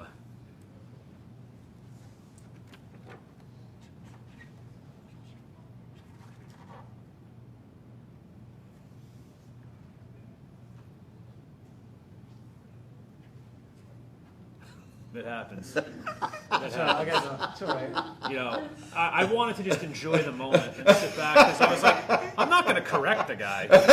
I shook his hand once before, and I had one guy, I won't say his name, but he actually, on like 8 different occasions, put red and then tried it. So I was like, you know what? I'm glad I haven't done that. Yeah. Well, you see, the problem is All right, usually don't take it too far. Hold on. Okay. Problem's what? Ian Levy usually corrects the guys, but he's such a Nikita Koloff super fan. It's like, I don't know what to do in this situation. So All right. Hey, at least there's only one. it's early, though. I mean, If you they're know. wondering what we're laughing about. Yeah, sometimes it happens, guys. Well, I mean, I can only imagine. I mean, here you're getting stacks of photos. At least if this was an in-person signing, there's some time in between. You know, people come up, so it's bound to happen. It's bound to happen. Sam, there you go. Without the Sam on it. But There you go. which is what we're laughing about. Yeah. All right, there you go. Now, if we have anybody else named Sam that wants Yeah, to if post anyone it, named Sam actually wants it to say to Sam, there you go. just go ahead and purchase this photo, We're going to be okay? hanging it. All right? This one's to Jumpin' Jay from the 80s Wrestling Podcast. To Jumpin' Jay. Don't forget to check out the podcast on your favorite platforms.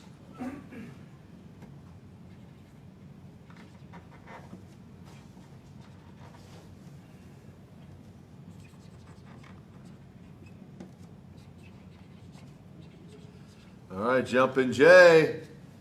There you go, my man. All right, another one for Jumpin' Jay. There you All go. right.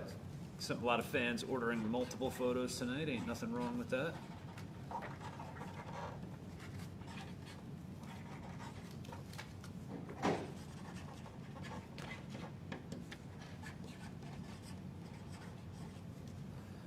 All right, Jumpin' Jay. There's another one for you.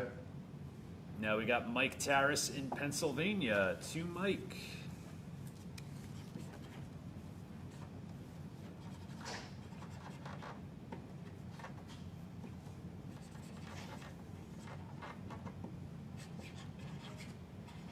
All right, Mike. Another Mike. This Yeah, one man. from Howell, Yay. New Jersey. Mike from Howell.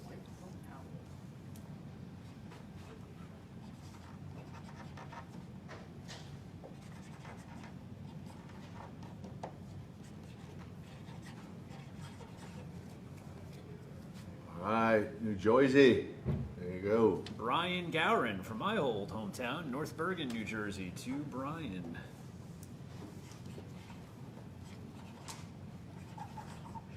Don't forget, you're going to see some memorabilia coming up in just a little bit that's going to be signed by Nikita Koloff. If you want to sign or send in any of your memorabilia to be signed for future signings, go to 80swrestlingcon.com. There you go, Brian. Next up, Adam Pop to Adam. To Adam.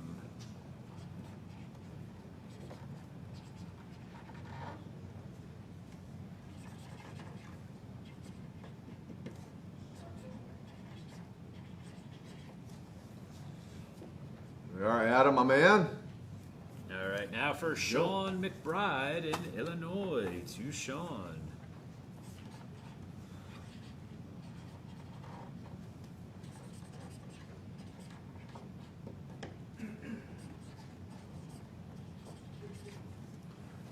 All right, Sean. All right, Craig Wilbur in Windsor, Vermont.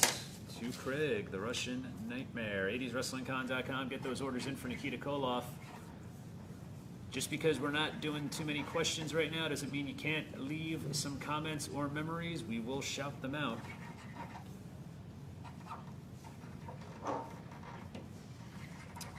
Clay, we already covered that question earlier on. Go to 80swrestlingcon.com. In the coming days, you'll be able to watch this full signing.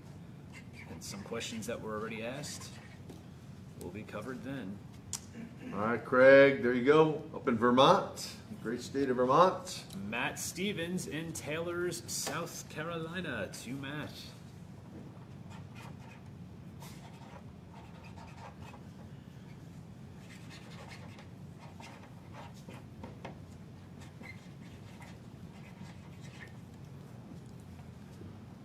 There you go, Matt. Next up, we got Anthony DeSimone in Bellport, New York.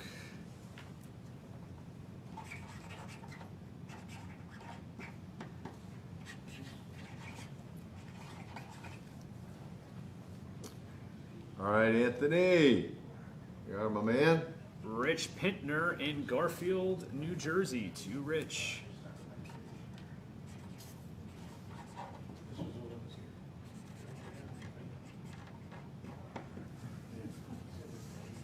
Roger Campbell wants to know, and I'm assuming you'd have to leave yourself out of this. Who was the strongest out of the Minnesota guys? There you go, Rich. The strongest out of the Minnesota guys? Animal was pretty, I mean, he would do what we call a seated military press. Behind the neck for reps, 365 pounds. It was more than guys could even do on a bench press. Wow. Seated with the old Olympic bar, just seated behind the neck. So there's, that was a pretty impressive feat right there. There you go, Road Warrior Animal. Yeah. Scott Norton was a pretty strong guy too. Yeah, well, he was the World Arm Wrestling Champion too. Yeah, for the record. Mike Dame, Myrtle Beach, South Carolina. Myrtle Beach. Anthony DeSimone, thank you guys. Thank you, Anthony. 80swrestlingcon.com. Spread the word.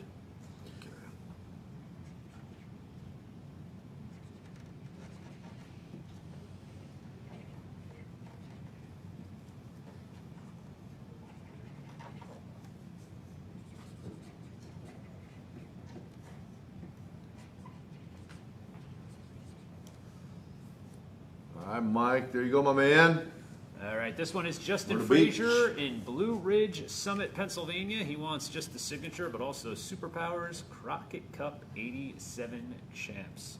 So Justin Frazier right there. While Mr. Koloff's doing that, go to 80swrestlingcon.com. Peep out the full list of all the upcoming signings. We're going to be back on June 7th with the Rock and Roll Express, Ricky Morton, Robert Gibson. You know that's going to be an exciting one. Those guys always have a lot to say. Always have great stories to tell. We're hearing some great stories tonight from Nikita Koloff. We'll get to some more as the night continues. Keep those questions and comments coming. We got to get through the pictures first. If you order a picture, we're more inclined to answer your question. So 80swrestlingcon.com. Check out everything that we have coming up over the next few months. There you go, Justin. Good All choice. Good choice. Eric Lewis in Neosho, Missouri. Eric Lewis. There you go. 2 Eric Lewis right there.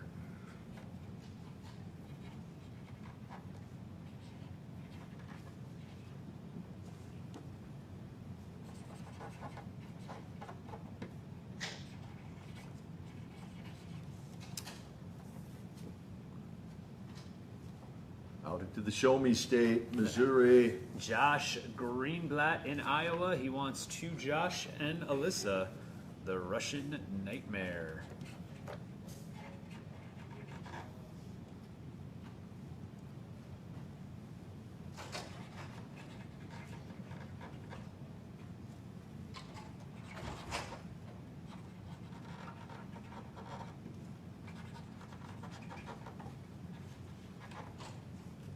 You have very nice handwriting for a professional wrestler, I must say. Every letter flows nicely. I appreciate that. There you go. No, it's definitely impressive. Josh and Alyssa. Adam Barney in Burke, New York. I shouldn't have said that because now everyone's going to want novels on all theirs. I should have said it was terrible so I could have saved your hand a little bit. Yeah, you won't be able to read it. Yeah. You won't be able to read any of it. Dawn Marie Monahan. Hey guys, hey Hawk. No, that's not Hawk. That's Nikita Koloff. But hey, this is what happens when you throw. What a rush. He does that impersonation as well. He was Dusty Rhodes earlier. We've got it all. Dawn Marie Monahan says, I want your belt. This is actually not Nikita's belt. This is for a fan. I believe it's Ryan Martinez's. Yes. Okay. There you go, Adam. That'll be getting signed later on. Jump into a Slim Jim. Yeah. Ooh, yeah, brother. There you go. Can you do Flair too? That's a hard one. Chris, yeah, right. The basic. I love when Jay Lethal does a voice inflection perfectly. That's not an easy impersonation. Chris Cooper in Roaring Spring, Pennsylvania, to Coop. Going up in the chat here. Jeremiah Johnson says, if you could go back, who is one wrestler from your era, assuming that there is one, of course, and I'll add that. Who is one wrestler from your era that you would have loved to have wrestled but never got to? Is there anybody that stands out in your mind that you said, you know what, I would have loved to have mixed it up with that guy, and it just never happened? There you go, Coop. I mean, there's a few guys. You know, we talked about Hogan. I mean, it would have been fun to get in the ring with Hogan. I mean, you know, without a doubt. I think we could have had a decent match. HBK, Shawn Michaels, I would have liked to get in the ring with Shawn. Savage, you know, just joking about Savage and his Slim Jim. Yeah. Yeah, and The Rock. Oh, yeah. Well, I mean, you picked some good ones there. Yeah, yeah. That's the short list. There you go. Colt Campbell in Pennsylvania to Colt. Phil Roush, does Nikita do a Jim Cornette impression? No, he's a Christian. I don't think he curses. I don't know if he... I mean, I'm just going to go out on a limb. Let's just say it's been a long time since it dropped an F-bomb. I'm just saying. It's been a long, long time. So, not that I never have, just for the record, but it's been a long time. 80swrestlingcon.com. Get those orders in. Cool. There you go, my man. All right. Chris Gillers, Gilrs. I'm assuming, or is that an E for? All right, maybe it's an E. So it's either Chris Giles or Chris Girls in Milledgeville, Georgia. Milledgeville. To Chris, the Russian Nightmare. Such a great, great name. If you really think about it, simple, to the point, effective. The Russian Nightmare. Do you know how that originated, Ryan? That I do not know. I know that the name was given to you as being a Koloff by the Crockett's, right? But I did not know how the Russian Nightmare came to be. Ian, I know when I'm doing okay because Ian stands there and nods yes or shakes his head no. So, but how did the there you go, Chris. How did the Russian Nightmare come to be? Well, so when Dusty first came into territory, one of the first guys he wanted to work with was Nikita Koloff. Oh, okay. So, being the fact that he was American Dream, There you go. it only seemed natural to say, American Dream, Nikita Koloff going to be your worst nightmare. Ooh, Russian Nightmare. Perfect. So, it was a play off Great of the, contrast off of the right there. American Dream. Yeah, that's actually really, really good. Yep. And to think that only a few years later, you guys would be World Tag Team Champions. Team up and be the Yeah. superpowers. And Unreal. Yeah, so, right. And that's why WWE always gets the credit as being that, we were following the politics at the time. But, I mean, Dusty was really ahead of his time because this is when Miguel Gorbachev was becoming more popular. He was so ahead of his time. Yeah. I mean, there's so much I could personally attribute. I mean, the best of 7 against Magnum you talked about, the Great American Bash, War Games. I mean, you can just go down the list. And that best of 7 was copied several times over. We saw it with Rick Martel and Booker T. I think we saw it with Chris Benoit and was with Booker T as well. So, I mean, that was really the first. To my knowledge, the first ever idea. Prior to that, it always been like 2 out of 3 falls for a belt or something. But a best of 7 series, kind of the World Series of Wrestling. To last the whole summer. It's incredible. Part of the whole American Bash Tour, right? Yeah. And so it was ingenious, as far as I'm concerned, and even the way we unfolded the whole series, leading up to the 7th and final match. I mean, it was ingenious. Yeah. Kudos to Dusty. 100%. Yeah, and it was during an era where less was more. You had less events, and as a fan, you watched every Saturday at 6:05, and you were going to enjoy what was on, but you really waited for those big events. You waited to go buy your ticket to go to the shows. Go see the big show. Yeah, to the house show. And you said a key thing early on in our conversation about 80s wrestling. You just said a key, less Is more, is more. without a doubt. So I went on the Canada tour, and all these young guys were coming and asking if I'd watch their matches. I'm like, I'll watch them. I go, but you guys do more stuff in 60 seconds than I did in a 60-minute match. Yeah. And, No, you're right. Kind of half joking, but again, not really. I go, I'll watch, and I go, I'll offer suggestions. I don't know if you'll do them. I go, I'm old school, and I told everyone, I go, our philosophy was get the most out of the least. They're like, all right. So I'd watch, I'd take notes, and to their credit, they'd go out the next night and they'd come back and go, that really worked. I'm like, yeah, there's a reason wrestling did what it did for 100 years. Like you hit the nail on the head earlier when you were talking about those authentic reactions from fans. Now it's more about getting the canned responses Just of get a pop. oh, you still got it, or this is awesome. The Right. fans are not the judges. They're Right. the judges in the sense of you want that visceral reaction. They're Right. not Olympic judges that you're trying to perform and have them hold up the cards for. You want them to respond. So don't even get me It's a started. different era. Yeah, it's a different era. And taking nothing away from the guys Oh, yeah, today, no, but it's just a absolutely. different era. Totally. I mean, you can only do so many moves in 60 seconds in every single match. Yeah. Anyway. No, you're right. Andy Olinsky in Andy. Mount Prospect, Illinois. It reminds me of like an old shoot interview clip I saw with Bobby Heenan. Good catch. God rest his soul. And they said, what do you say to anybody who wants to get involved in the wrestling business? And just deadpan, he looks and goes, put a revolver in your mouth. And you're like, oh. Who said? Bobby Heenan. But just, he goes, the magicians have shown how they do the tricks. It's true in a lot of ways. I mean, don't get me wrong, there's still many people out there doing great things. Well, it'll always be a great business. I mean, as far as I'm concerned, but it's just a different business. No doubt. 80swrestlingcon.com here with Nikita Koloff. So many great signings coming up. Andy, there you are, my man. Next up, Illinois. Sean Aiello in nearby Fair Lawn, New Jersey. Silver, Signature, and Superpowers Crockett Cup.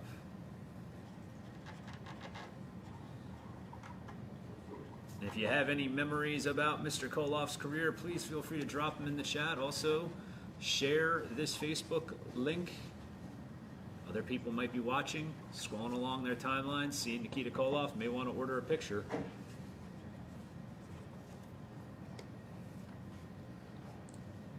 There you go, Sean. Oh, man. Next up, we got Richard Chapman in California. Just Signature and the Russian Nightmare.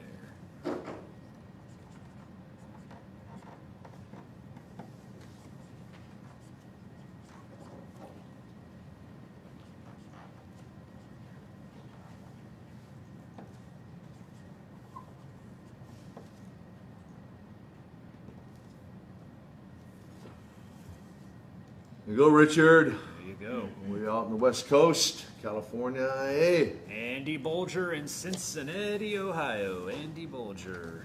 Cincinnati Gardens. Did you ever go, Andy? Is it still there? Andy, if you're watching, Nikita wants to know if you've been to the Cincinnati Gardens, and if so, it's still there. It's amazing when you see these arenas, how they get torn down and built new ones, renovations. It's kind of sad in a lot of ways. It is progress, right? In the name of progress. Yeah. There you go, Andy. Cincinnati. Scott Dover in Seattle, Washington. Scott Dover.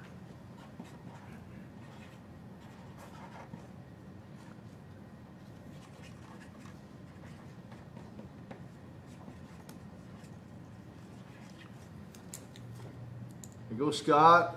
All the way out to the great state of Washington. All right, next up is Phillip Roush in Madison, Pennsylvania. To Tracy. That's got to be a nice thing for someone to do. A lot of people buying these as gifts for other people.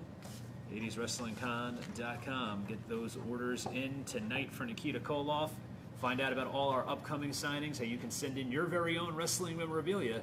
Have it signed by the talent, held up by the talent, live on our Facebook broadcasts. Available on 80swrestlingcon.com, and then we'll ship it back to you. Lots of great upcoming signings. Check them out on the website, 80swrestlingcon.com. Phillip, je dois. It never gets old. Next up, Dan Varnart in Canada. A lot of Canada representation tonight. Nice.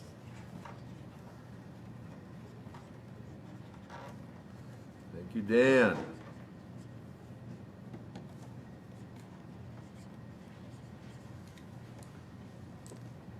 My man Dan up in Canada. All right, this one's for Rob Pollock in Canada, and he wants to Rob USSR forever. So leave it to an anti-American to have an anti-American sentiment there. Just playing with you. It is funny though. Rob. You want your favorite wrestler to sign that USSR forever, but don't post that on your Facebook status. I don't recommend that.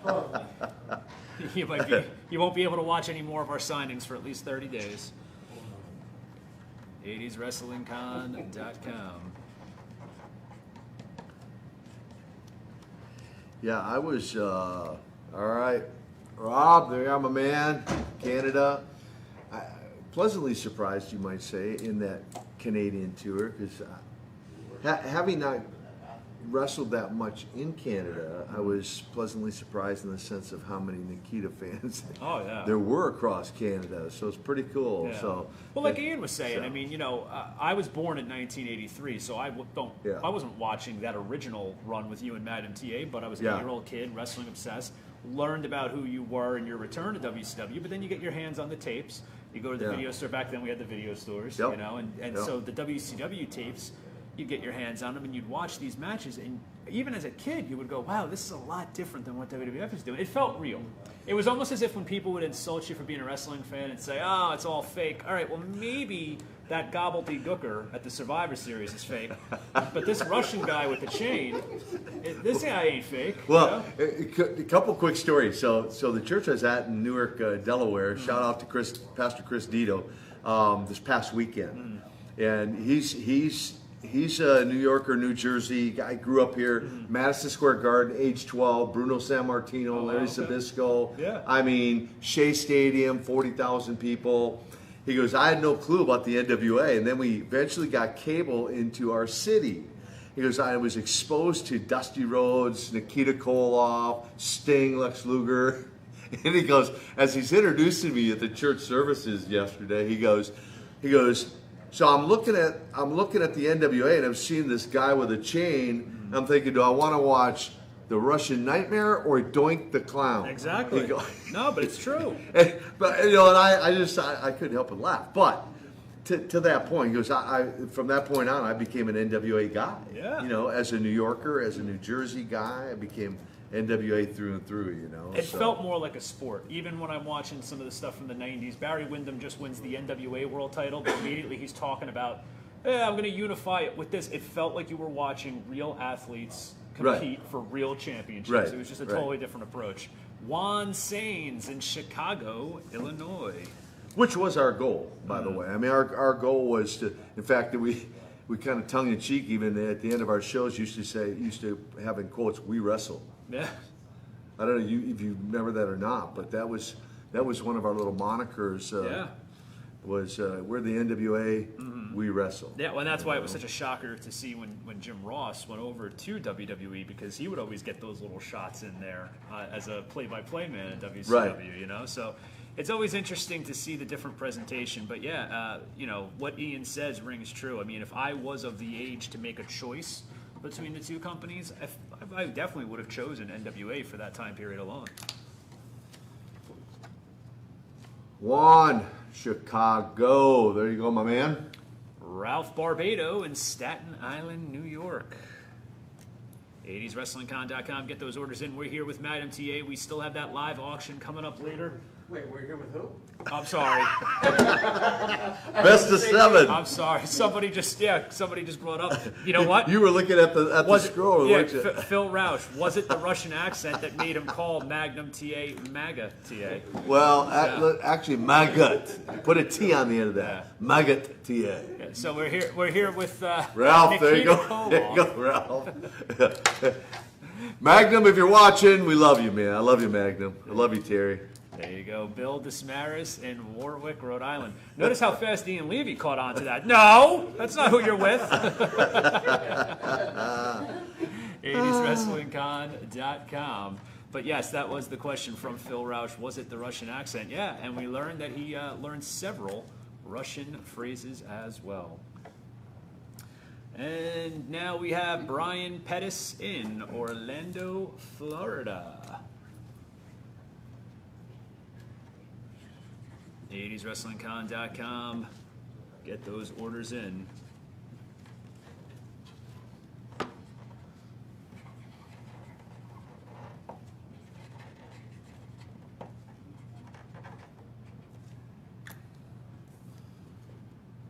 Brian, there you are, my man. Heading down to the Sunshine State of Florida. There you go. Edwin Palenzuela in Eatontown, New Jersey. We're up to blue. Oh, sorry, I didn't notice that right away. Good call. That's Bam. why they pay Ian the big bucks. And the catering.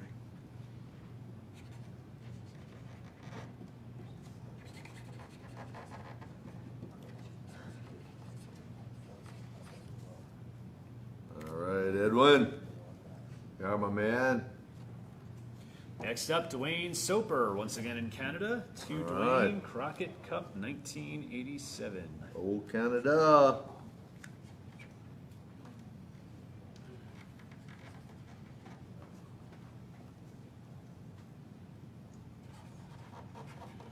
Are those ones still upcoming, Ian, or are those done? These are all done. Oh, okay. With pictures of the numbers over there.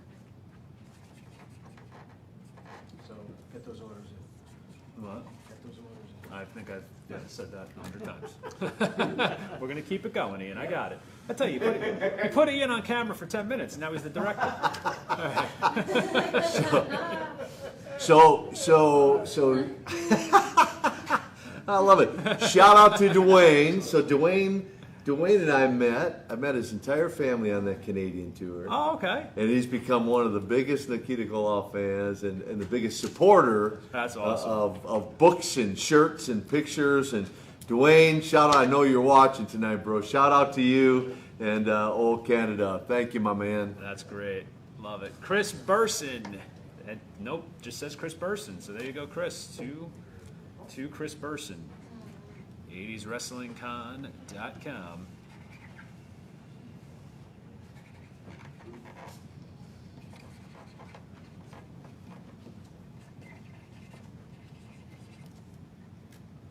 All right, Chris, there you are. All right, next up we got Brian Lanzieri in Andover, Connecticut. To Brian.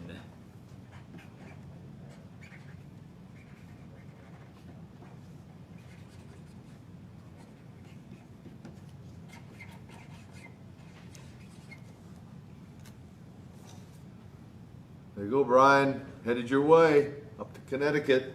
Doug Ebler says, there was a best-of-7 match in Asheville, North Carolina. Also, there were several best-of-7 matches that did not count towards the 7 I read. Is that true? Were there Were there some matches that were thrown in there on house shows that they told the people may have counted towards the 7, but didn't? There was Philadelphia the night before the 7th and final match. He and I had a match that went to a draw. Okay. Okay, so that would make sense then. Leading up, so there was no finish to the match. Okay. Leading up to the 7th and then what would become the 7th and final match in Charlotte, North Carolina, that was televised. And I don't know that Crockett had ever done that before, but he dedicated the entire 1-hour Mid-Atlantic show to the match. So the entire show was basically that match. That's incredible. Yeah. That's incredible. Yeah. Great question, Doug. Yeah. Thank you for that one. Ryan Evans in Maryland. And we had, I will say this, there were, because it was Great American Bash Tour, so there were other matches sprinkled in. They weren't necessarily for the belt or Yeah. single matches, but like we might be in a tag, we might be in a 6-man, Yeah. as part of the Great American Bash Tour. No, that's cool. That's Yeah. definitely cool.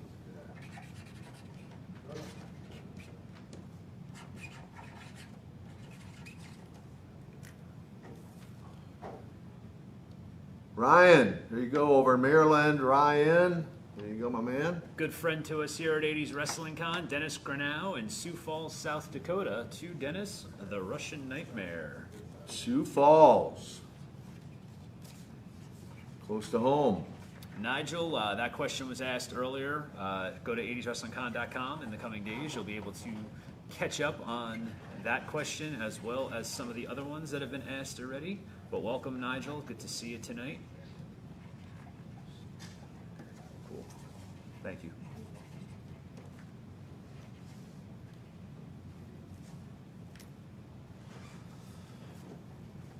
There you go, Dennis. Head your way, South Dakota. All right, next up we got John Tuggle Jr. in Danville, Virginia. We're still with the blue right there for that one.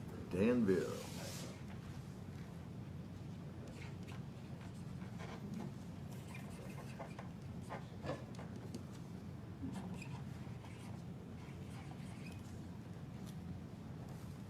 All right, John, there you are, my man. Headed down to Danville. All right, Jim Womack in Orlando Park, Illinois. Moscow, Russia, Orlando, Illinois. There you go. Similar. Jim Womack. Lots Just of- down the road. Yeah, all over the place with the geography. Florida, New York. Very confusing here. 80swrestlingcon.com. Oh, Dwayne Soper, back at you, Nikita. So there you go. That was your friend from Canada, Mr. Dwayne Soper. Aha. Hello to the family, too, Dwayne. There you go, Jim. All right, next up we got Lee Perry in Brambleton, Virginia. Lee Perry.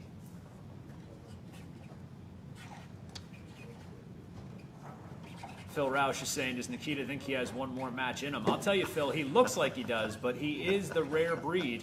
When you said that your last match was against Vader, I thought you were going to say like 2010 at some indie show, but no, he stuck to his word. 1992, he walked away, and he's never looked back. Stuck to my guns. That's right. There you go, Lee. Headed down to Virginia.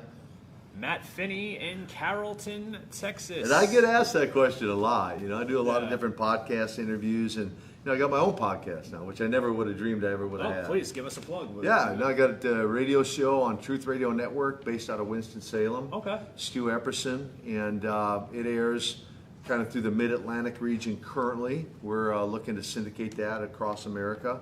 And then the podcast, the Man Up Podcast. Okay, Man It's Up. called the Man Up. Just look, Man Up Show. And it's currently it's been downloaded in 35 different countries so Awesome. far in just 6 months. Wow, So, that's really impressive. yeah, got some great interviews on there. Did a 2-part with Sting, Nice. Lex Luger, Jackson Riker, WWE Monday Night Raw. Okay. Jackson Riker, Magnum TA, Lodi. I just recorded a alright. show with Lodi. Actually, I think maybe two parts of Lodi. I can't remember. Great. That'll be upcoming with him. But yeah, Man Up Podcast. Go check it out. Go download and subscribe. Really cool. Glad to hear that. I love that there's all these outlets now for you guys to get to tell your stories and share what's going on. I think it only does good for the wrestling business as a whole as well. Yeah, absolutely. Matt, they are Carrollton, Texas. Next up, Dennis Salvia in New Jersey. Dennis Salvia, while Mr. Kolov takes a little water break there. 80swrestlingcon.com. Get those orders in. We are here again on Monday, June 7th with the Rock and Roll Express, Ricky and Robert. So make sure you tune in for that. We're here with Mr. Koloff for more time tonight, though. 80swrestlingcon.com. Also, check out the list of all the great upcoming signings. Oh, gold for that one. Okay. What do we do without you, man? I'm telling you. I mean, he brings the sandwiches. He Nice. he makes sure that we do the markers correctly. He does the pre-show. I mean, Ian really is MVP. Good job, Ian. I didn't indulge in your sandwiches. Next time. Next time. I'll hold you to that. All right. Yeah, well, judging by the difference in our physiques, you can guess which one did indulge in the sandwiches. I've been doing the intermittent fasting. I know Monday is my carb day. Pizza and sandwiches.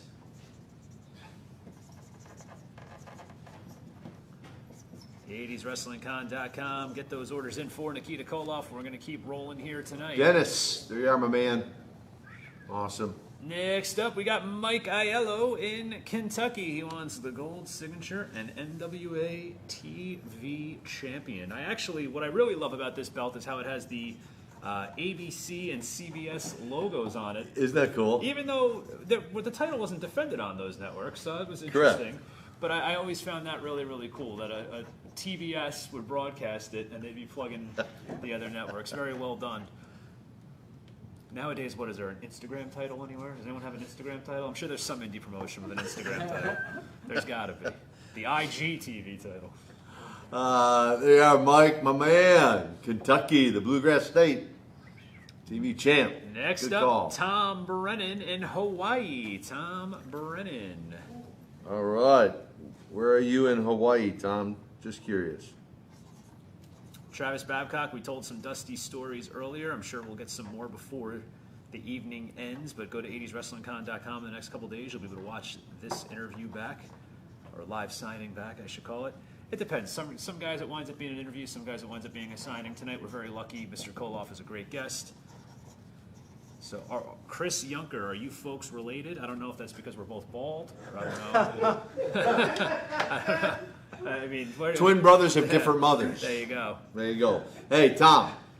Aloha, my friend, in Hawaii. My middle name's actually Nikita, so Nice. it worked out perfect there. Who would have known? Yeah, it's Who would have small. known? I love it. Ryan I Nikita love Moore. it. Next up, we got Mike O'Brien in New York, just signature and NWA TV champion. Endicott Prescott, fact, Nikita made me a better man. Well, that's great to hear, Endicott. We were talking before Lex Luger's journey with Christianity and taking responsibility for some stuff in the past. So if you're a better man because of this, man, that's really awesome to hear. And I'm sure you never get tired of hearing stuff like that.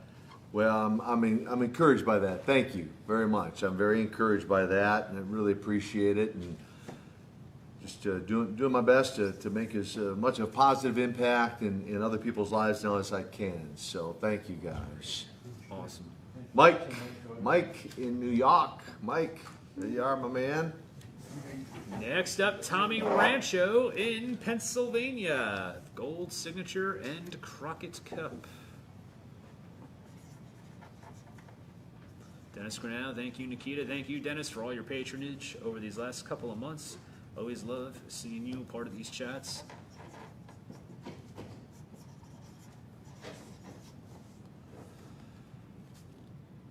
There you go, Tommy, down in PA. There you are, my man. Next up, we got Matt Tilley in Dallas, Texas. Matt.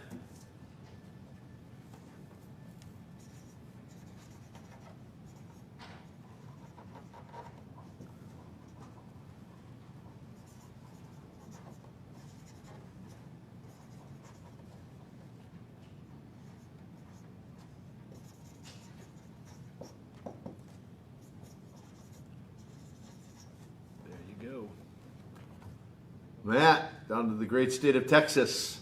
Mike Jones in Bellington, Kentucky. Mike Jones in Bellington, Kentucky.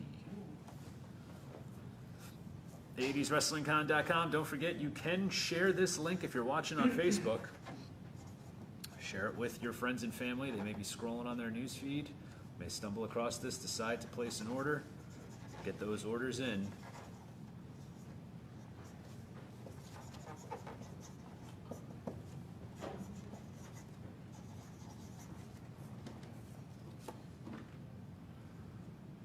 Jones, there you are, my man. Just for you. Next up, Pam Morales in Voorhees, New Jersey. Pam Morales.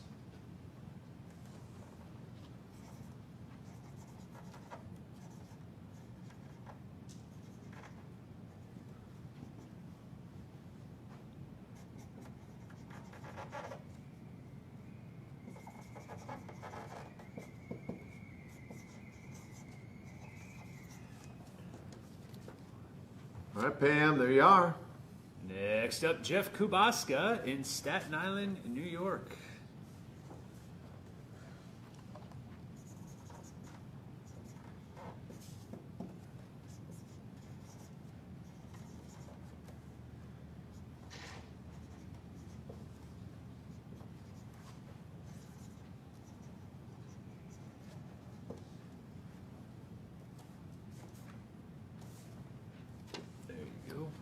There you go, Jeff. And in La La Land, Tom Taylor, Los Angeles, California. Tom Taylor. Could you sit in for me for a second? What's that? Could you sit in for me for 1 second? Yeah. I will be right back, guys. Ian Levy's going to take over for a bit, Mr. Koloff. I will return. All right. Whatever. Oh, I'm sorry. Do you need this? No, it's all right. You sure? I'll be right back. Should be quick. We're good. There you are, Tom. Out in L.A. L.A. This one is to Robert Love in Alameda, California. And the set's falling apart on us right now. Uh-oh, whatever.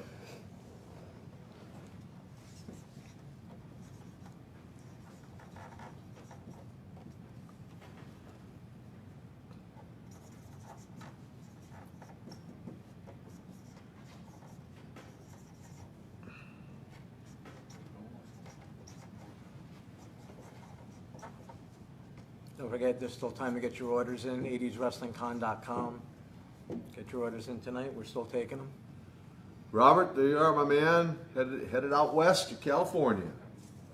This one's for Doug Embler in Asheville, North Carolina. Hey.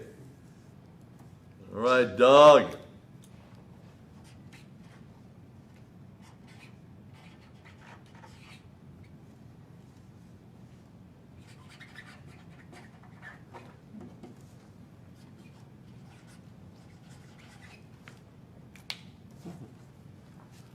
There you are, my man. You want me to hand deliver it? Oh, no, just kidding. They'll mail it to you. There you go, Doug. You heading through Asheville on Wednesday. This one here is for Tully Sampson from Delaware. Signature in the Russian Nightmare in red. For a minute, I thought you were going to say Tully Tully Blanchard. Yeah. I know. But it wouldn't be the first time that Tully wanted my autograph, you know, just for the record. Ha, ha, ha.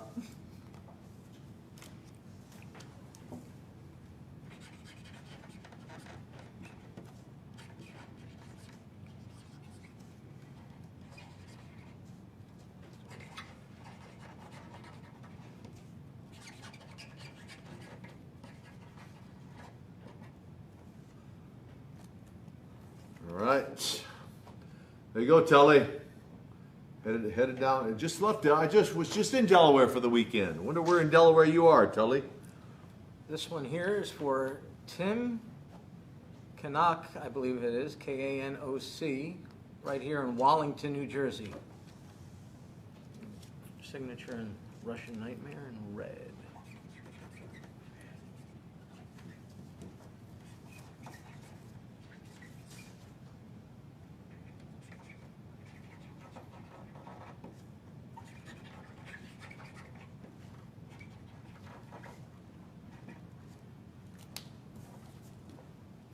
There you go, Tim. Good choice. Good choice. Be a favorite. This is for Brian Tremor from Baton Rouge, Louisiana. All right. This is going to be in gold, signature in the Russian Nightmare. Baton Rouge.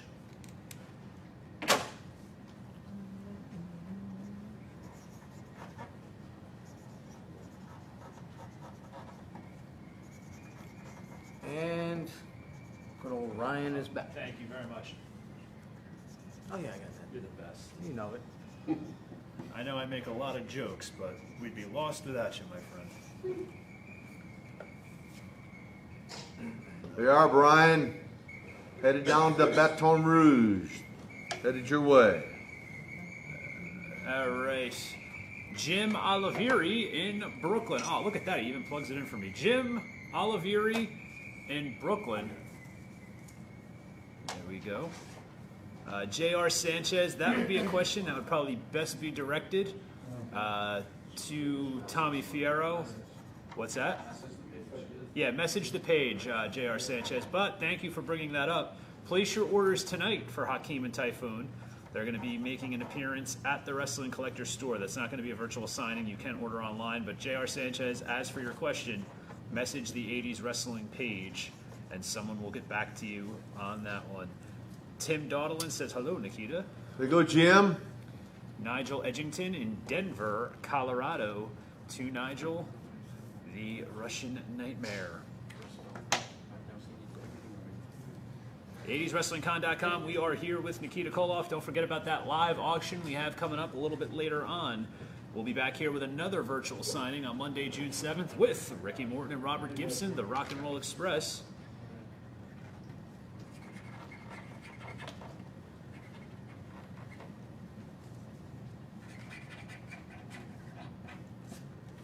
Thank you. There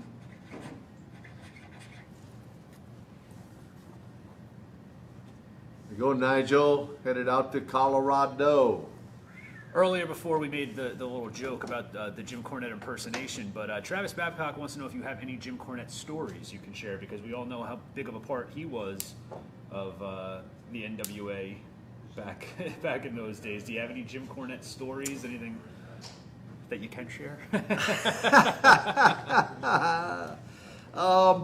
I gained a lot of respect for Jim when Jim Crockett was kind of going through some financial challenges, like before he sold to Ted Turner.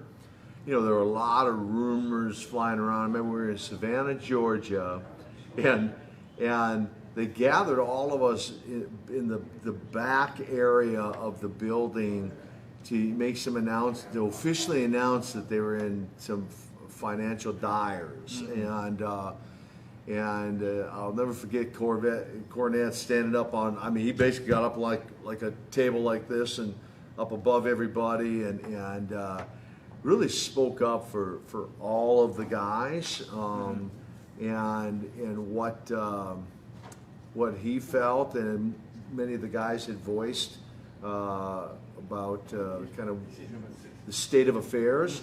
And so anyway, I just honestly I gained really a lot of respect for him to do that and speak up on his own accord. I don't think it was prompted by anybody else other than he just felt it was the right thing to do. I mean, Jim Crockett Jr. was there that night, and some of the other office people, and so that's one thing about Jim Cornette too. Whether you agree with everything he says or not, whatever is besides the point. He is passionate.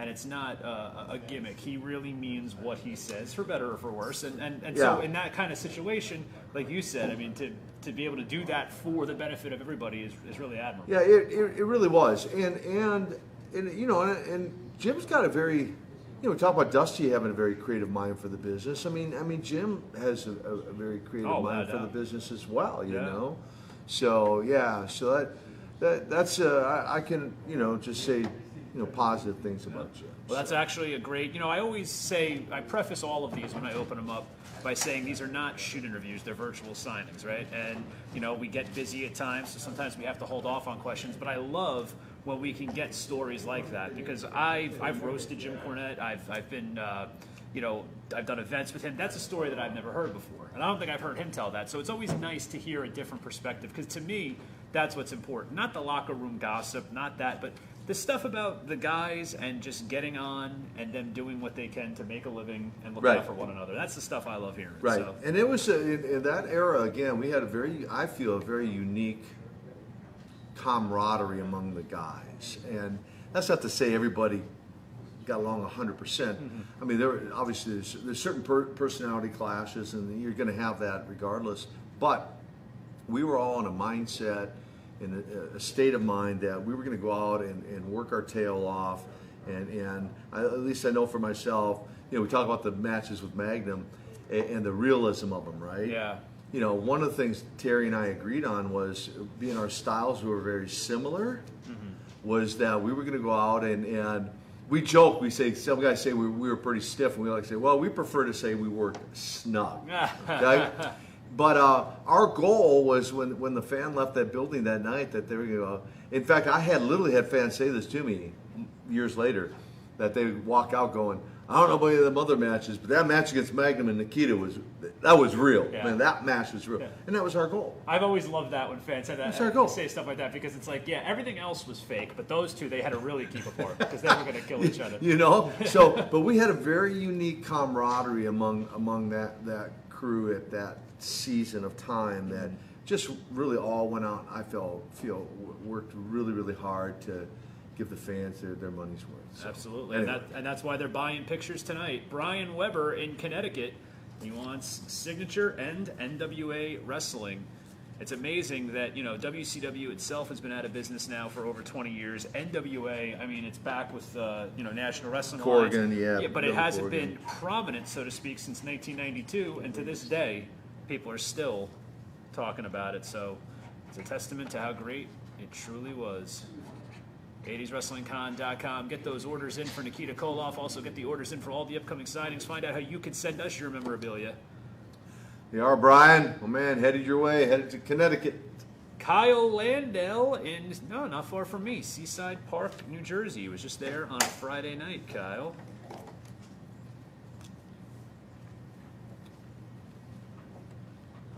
Place your orders tonight for Akeem and Typhoon. 80swrestlingcon.com. That's going to be an in-person signing at the Wrestling Collector in Stockholm, New Jersey, but you can order online.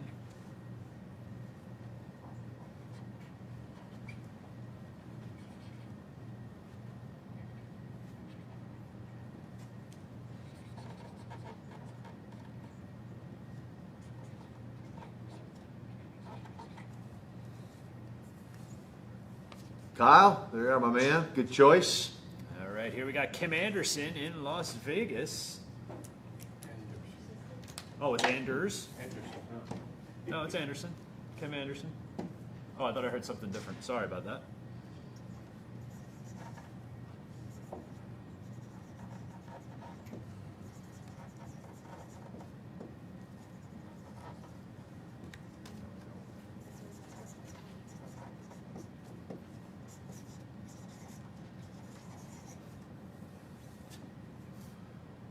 Kim, Viva Las Vegas, headed your way. Here we go. There you go.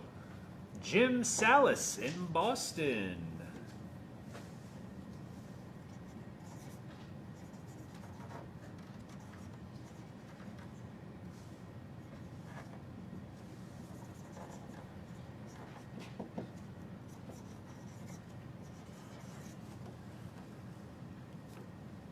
There you go, Jim. Headed out to Beantown, and they call that Beantown, Boston? I believe so, yeah. Headed to There you go. Beantown, there you go. Coming your way. Jim Myers in Bethlehem, Pennsylvania. Jim Myers.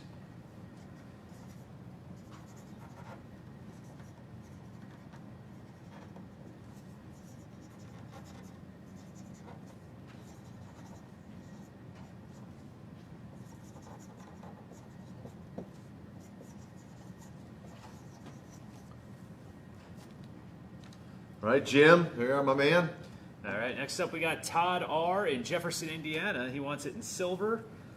Dusty Roads Forever.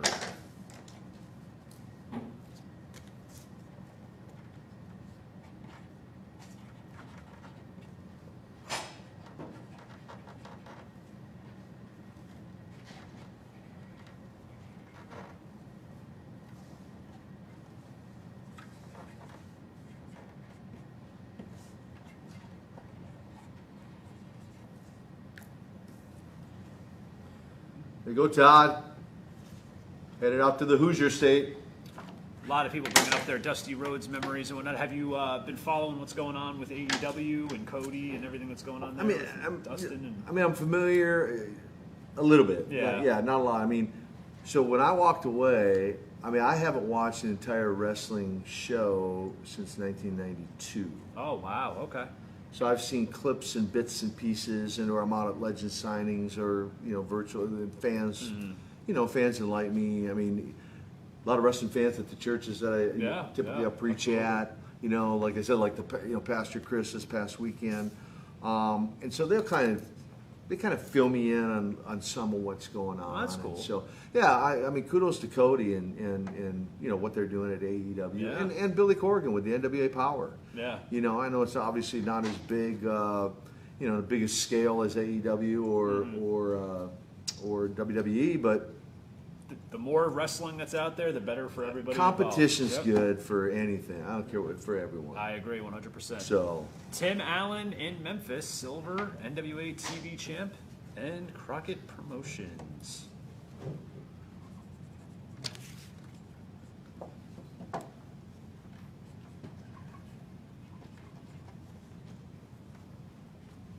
Joseph Wood says, one of my all-time favorites.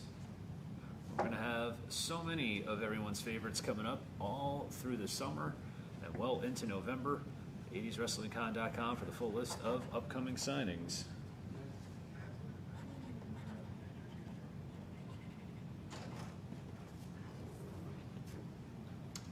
there you go, Tim. Headed down to Memphis. Headed your way. All right, Kelly Kyle in Bronx, New York. Red Russian Nightmare. I believe this is the last group of photos for right now, and then we're going to move on to the memorabilia, which is always my favorite part of the evening, seeing some of the stuff that fans from all over the world have sent in.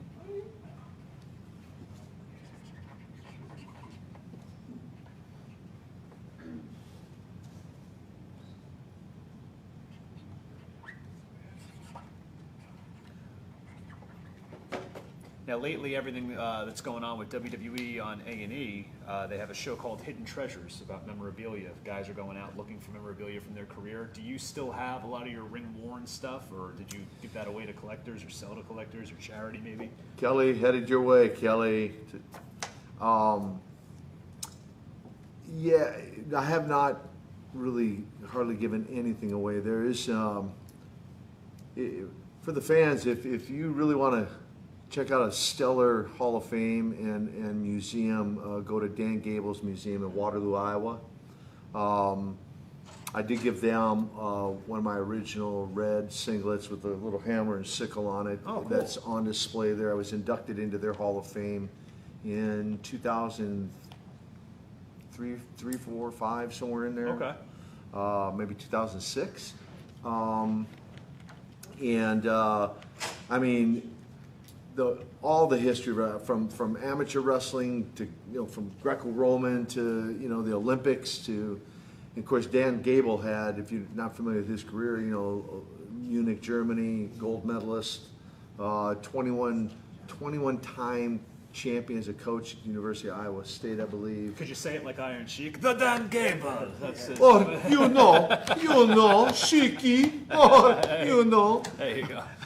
That's how I heard of Dan Gable, though, for the first time, through Iron Sheik, cutting promos about it. Yeah, no, Gable is the real deal. I mean, but that museum and that Hall of Fame is the real deal. If you really make a trip through Waterloo, Iowa, go to the Dan Gable Hall of Fame Museum. I mean, you'll spend an entire day there and still not see everything. That's terrific. So yeah, it's really cool. Love to hear stuff like that. Yep. Because, I mean, everybody's been critical over the years of WWE for not having that. But A brick and mortar. Yeah, but it seems Right, it's like just they're working on pie that in the sky, now. right? Yeah, So- well, now it seems like they're working on that. They're sending the guys out to get some of the stuff back because they're saying they want to display it for fans. Gotcha. So let's see what winds up happening. See what happens. But yeah, so that's probably the only place. Most of the stuff, boots, the original chain, all of that is probably tucked in the attic for my grandkids one day Oh, that's to cool. decide what they want to do with it. Oh, that's very good. Yeah. Tom Alexander in Kentucky. Tom.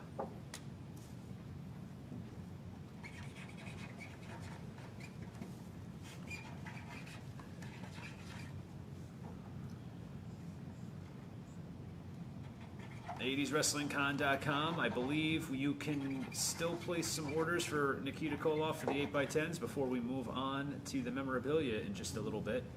And then we will follow suit with the live auction. Got a couple photos left right now. Tom, down to the Bluegrass State. There you are, my man.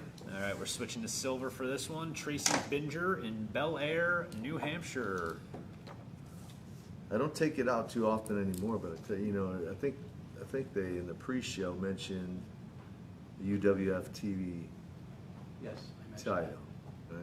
So when Terry Taylor and I wrestled when I wore that around my waist, and he was the UWF Television Champion, Starrcade '87 unification match of the TV title. I was fortunate to walk away with both belts. Oh, okay. I remember that. Yeah, I would later obviously go on to lose that one. However, the original one is still within my possession. Oh, wow. Yeah. And I've had a few offers for I that. could imagine. but- I could imagine. Yeah, one of the things they were looking for on this A&E episode was Booker T was looking for his WCW World Television title, and they went on this wild goose chase. They went to this collector's house in Fort Lauderdale, and this guy had no replicas. I mean, every legit belt you could think of. He had Hogan's world belt. He had a bunch of different things, and he said, he goes, I cannot find that World Television title. The last thing was Jim Duggan had apparently sold it to somebody, and so whenever I hear about these original belts, plus we were talking with Ron Simmons about how many of them were stolen by airport security. People would go into the bags. I had one. I'll tell you one other quick story. Tracy, headed your way to New Hampshire. So Wahoo McDaniel and I did a unification match. I'm the U.S. champion. Mm-hmm. He's the national heavyweight champion. There are a lot of legendary guys that had that national belt around their waist, including as well as the U.S. belt. And so he was gracious enough to drop that strap to me and put me over. And somebody broke into my place in Charlotte. That's all they stole was the belt. I mean, they didn't take any money, didn't take any jewelry. Everything else was in there. All they took was the NWA National heavyweight title. National. You wonder if they heavyweight. knew. You wonder if it was a target. No, they knew. Yeah, they had to have. It was an inside job. So they knew. Somebody knew. And even though I'll never condone theft, if you have the guts to break into Nikita Koloff's apartment, I mean, there's got to be a party, a small part that goes, well, you know what? I mean, maybe I'm incorrect in that, but I mean, if I'm breaking into your apartment, maybe I am the champion. I have the courage of You one. deserve the belt. Yeah, exactly. You deserve the belt. I Ryan- think it was your old girlfriend actually. Oh, there you go. Ryan Rhodes in Tennessee. He's wrestling con. Didn't sit real well, but anyway. Oh, that's great stuff. Yeah, that stuff always fascinates me because, again, as a kid, I remember you used to have to buy, they had like a styrofoam toy belt. It was plastic and styrofoam. So the idea, I mean, you never want to condone theft, but these people making off with these legit championship belts, really interesting stuff. I mean, and some of these replicas are beautiful, though, too, the way that they're made. Ryan, headed down to Tennessee, down to the Volunteer State. All right, now we got Sam Manjoner in Lexington, Kentucky. That's the last photo for this moment right now, I believe. And then we're going to get on to some memorabilia that was sent in by the fans. And this is my favorite part of the evening each and every Monday night. Talk about trips down memory lane. It's always great to see how well kept a lot of this memorabilia is as well.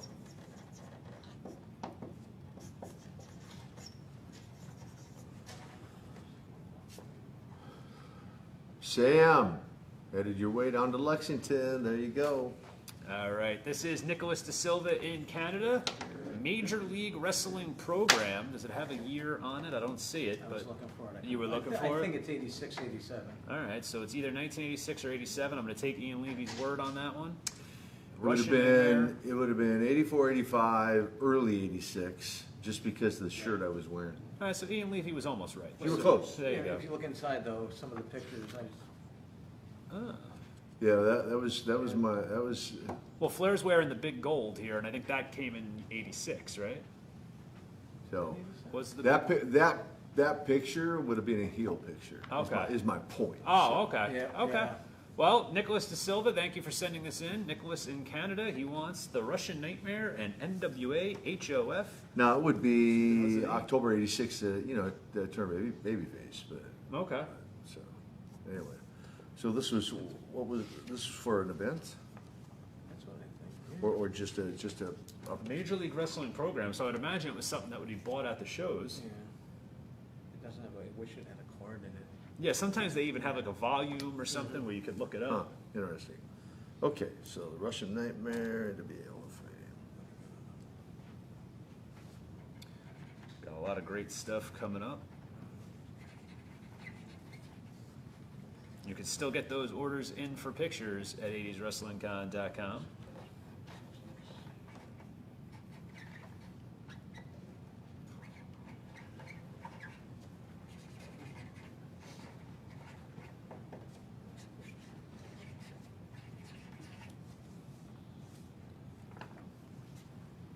All right, Nicholas, there you are, my man.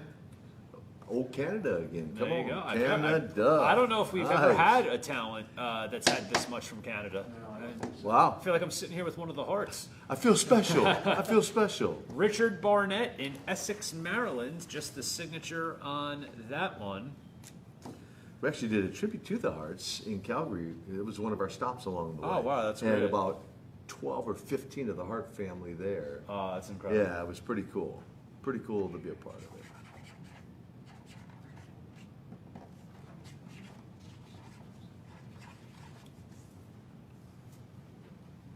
All right, Richard, there you are, my man. Of course, we were talking a little bit at length earlier about the classic aftermags. This is the King of the Kings, Pro Wrestling Illustrated. There's Nikita Koloff on the cover with the great headline, "When the Going Gets Tough, Will Nikita Koloff Turn Bad Again?" And that's what I found interesting, because like I said, I discovered you for the first time in 1991 as a heel. Yeah. And I would subscribe to these magazines, and you'd always see the back issues. So I was like, oh, wait a minute, he was a good guy at one point. And that's when I went back and I looked. So we have that. And wow, I mean, just talk about what an iconic magazine. Halfway to immortality, Hulk Hogan targets Bruno's record WWF title reign. I mean, so this is an incredible magazine. This is for Ryan Martinez. This is his magazine. He's from Butler, New Jersey. This is also the owner of the NWA Replica Television title right there. So Ryan's a serious fan, and he wants your signature right there on that. We're gonna be So interesting story. So when I came back in '91, I hit Luger with the belt. Mm-hmm. They were convinced I could be a heel again, and I tried to convince them I couldn't be. I'm like, the thing we did with Magnum. I mean, Apter did. Kudos to Bill Apter. Bill, if you're watching out there, you're the best of the best, my friend. Wonderful, you know wonderful that. man, wonderful man. Yeah, love Bill Apter. He's an amazing guy.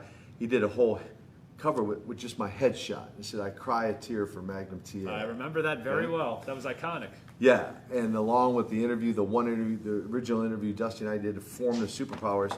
Anyway, so that got over so well and so strong that they're like, "Oh, no, we'll put you against Luger. He's one of our hottest baby faces."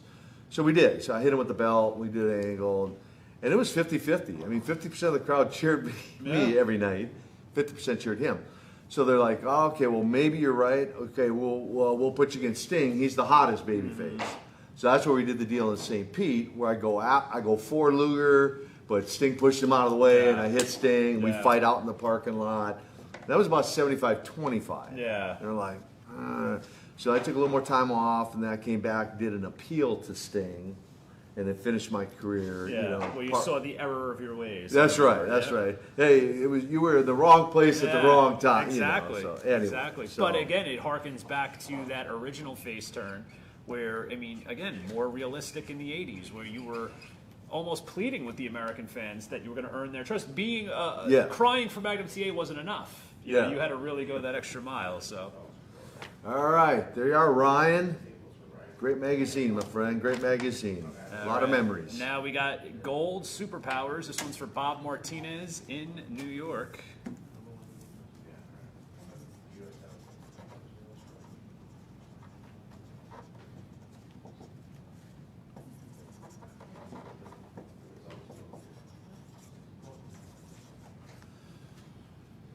There you go, Bob. Just for you. All right, next up we got Kyle Barnett in New Mexico. He wants red, the Russian Nightmare.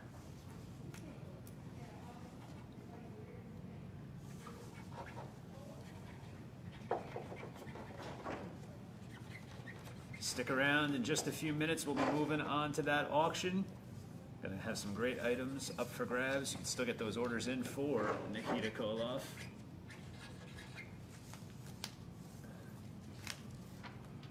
Kyle, there you go, my man. New Mexico, headed to New Mexico. I actually thought this was from Ian Levy's personal collection, but I am mistaken. This is this is Tim Daudelin in New Jersey. This looks like it was signed by Crusher Khrushchev and Ivan Koloff as well. Wow. So this is Got all three. You'll have all three now. This is legit. Now, do we know if this was ring worn or if that's a replica? That's pretty cool, though. That's probably like a replica of some kind. Yeah. Because, you know, we all three of us wore singlets. Okay.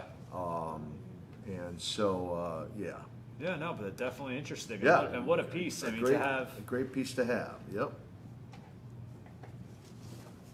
Yep, a great piece to have. I'm always extra careful with the memorabilia because you can't do do-overs with those.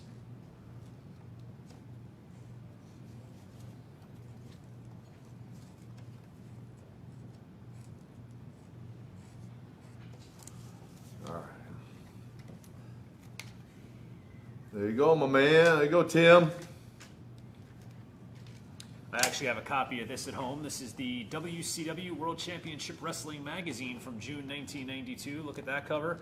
Got Ricky Steamboat, Sting, Barry Windham, Dustin Rhodes, and Nikita Koloff, and it has been signed by every one of those superstars, and it is now going to be signed by the final man in that picture, Mr. Nikita Koloff. Wow. This is Joshua Lilly. So please sign Wow, Josh. in black. Sting Squadron, yeah, man. Cool stuff. That's very cool. There you go. It's definitely going to make a nice framed piece once Mr. Koloff gets that signature on it.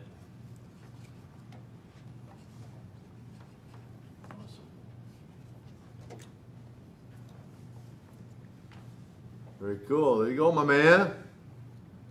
Wow. All right, next up, Fred Sistoke in Tampa, Florida.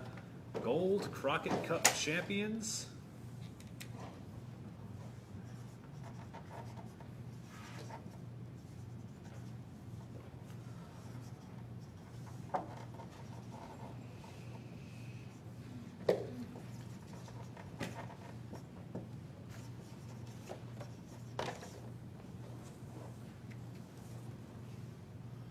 There you go, Fred.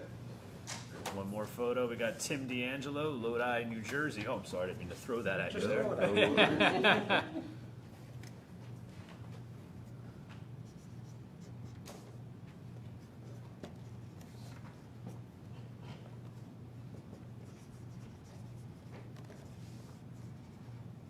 80swrestlingcon.com. Stick around in just a few minutes. We're going to start that live auction. We still have some more memorabilia to get to. There you go, Tim. So here is for Sean McBride in Danville, Illinois. He sent in his box WWE Classic Superstars from Jack's Pacific. Now, this had to be interesting. I was wondering, like, do you get the phone call from WWE or do you get it from Jack's Pacific? Because you had never been in WWE, and yet at this time they're releasing the action figure for you. Do you remember how that comes to be? Do they... Oh yeah, Jack's. So I'm like, really, you really want to do one, huh? They like, yeah, we do. We've been asking Vince for 5 years, and he always said no. I think we caught him on a good day, Okay. and apparently he said yes. Wow. Okay. So like, please do it with us. So yeah, it was 5 years in the making. Apparently they caught him on a good day. He agreed to do it, and it really is. There's not many of them out there, so it is. That is cool. That is quite a collector's item that you got there, Sean, because there's not many of them. That's great. Yeah. Yep. Yeah, and that, I don't care who you are, that has to be a huge thrill at any point in your life when you find out they're going to be making an action figure of you. You know, even if you've had it before or whatnot, it's just, I can imagine that just being a great feeling. It is very, very honoring. There you are, Sean. There you are, my man. I'm just looking at it so I can sign it. Sign it right here. Okay, so we have Starcade 86. Turner Home Entertainment presents Jim Crockett Promotions Starcade 86, The Skywalkers. This is for Carlo Rutherford in Port Republic, Maryland. And what an amazing card this was. You can see all the great matches that were on the back. And yeah, Road Warriors versus Midnight Express, NWA World Heavyweight Championship, Nature Boy Ric Flair versus Nikita Koloff. So here you go, just the signature on that. Where am I? What am I saying? You're over here, so I don't know, maybe you want to do it above you. Right over here. Okay.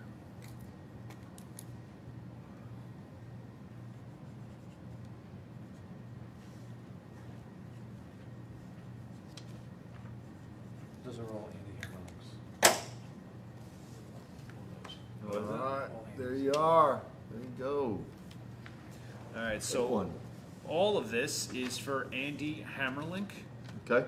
This is the VWA, Virginia Wrestling Association program. There you go, right there, just signature. I'm just going to keep running this down. Here we have Nikita Koloff applying a side headlock. This also belongs to Andy Hammerlink. All right, there you go, Andy. Nikita Koloff with hair. There you go.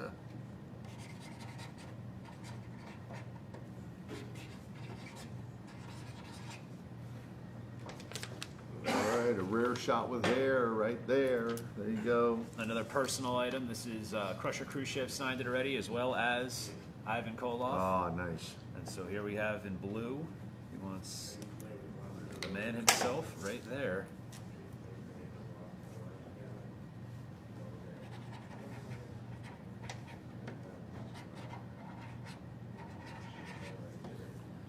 All right, makes it complete. There you go, Andy. All right, this is an order that just came in. John Hine, hit him with the Hine. John Hine in Anoka, Minnesota. To John, dreams never die with the Russian Nightmare. Anoka.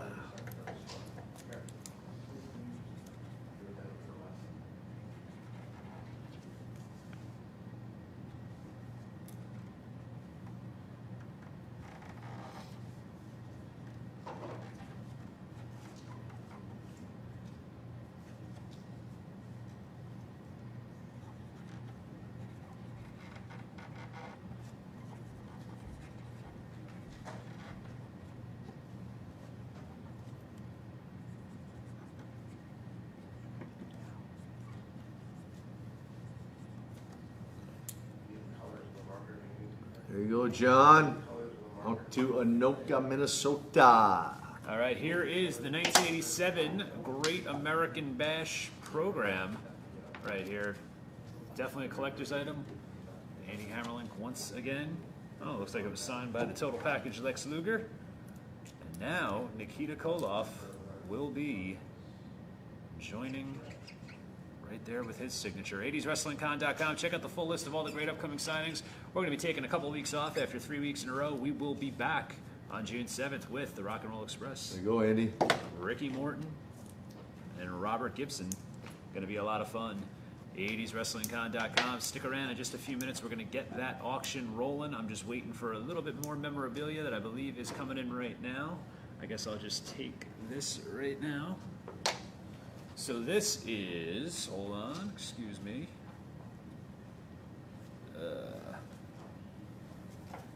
Son of a Plumber, Dusty Rhodes. So it's a Dusty Rhodes t-shirt that he's going to sign? There's no instructions on it. Yeah, you sign it. Just his signature? Okay, yeah, just because there was no no instructions. Anywhere specific? In the middle. In the middle? Where Okay. everyone else signed. Oh, excuse me. Yeah. There you go. Superstar Billy Graham. Yeah, right? Got some good ones on there. Definitely, indeed. Paul Ellering. For the flag, I don't know if you guys want to, is there anything specific? I don't.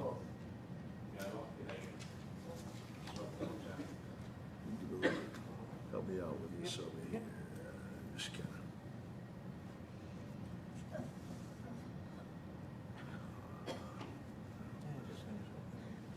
You're right, Vicious Vicky. 80swrestlingcon.com. Get those orders in. All the upcoming signings. Don't forget about Virtual Mania 2 Attitude on Sunday, August 22nd. All stars from WWF's Attitude Era. Here we have the flag. I don't know. Ian's the flag handler. Carter Cole. Carter Cole. There you go, Carter Cole. The flag. Yes, these people, they send in this stuff. I mean, I've been hosting, this is probably like my 8th or 9th signing now, and Yeah. they just keep it. Tommy keeps it for them, and every talent comes, and so it's definitely pretty cool. When all is said and done, they're going to have quite a nice piece added to their collection. While he's doing that, stick around for the signing. I'm going to get some of the stuff, the auction. This is the signing. I'm going to get some of the stuff ready to go. We got magazines, we got tapes. Much better. Couple books. Yep. Thank you, Ian, with the encyclopedia. We have Carter Cole's encyclopedia. We're going to be signing the United States Championship, 1986, best of 7. Did it say black or whatever? I never say.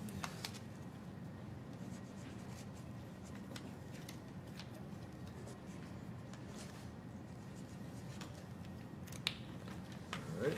Now we got Robert Williams. We're doing the same thing.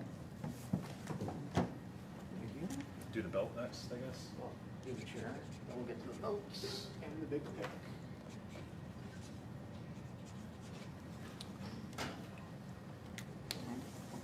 Now, Robert Williams. If you have sign any, chair. if you have any questions or comments, we do have a little bit of time for a couple quick questions. So we apologize to those that we had to skip earlier. I think I tried to get to as many people as I could.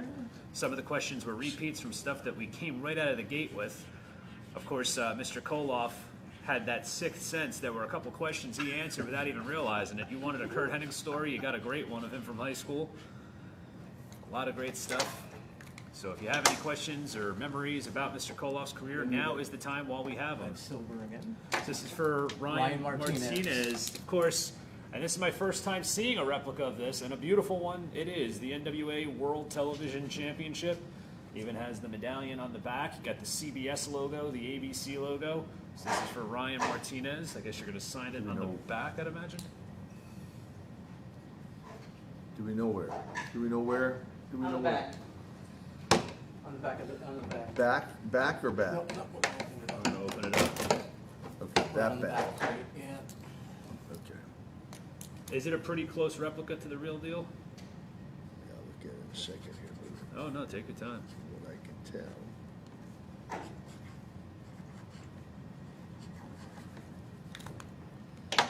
Let's take a look here. Yeah, that would have been exactly how it Wow. Same kind of feel and weight and everything, too? looked. It would have been a little heavier. It would have been a little heavier, but that's exactly. Yeah. Yeah. No, that's a great- an exact replica. Great job. Yep. Great job. Yep.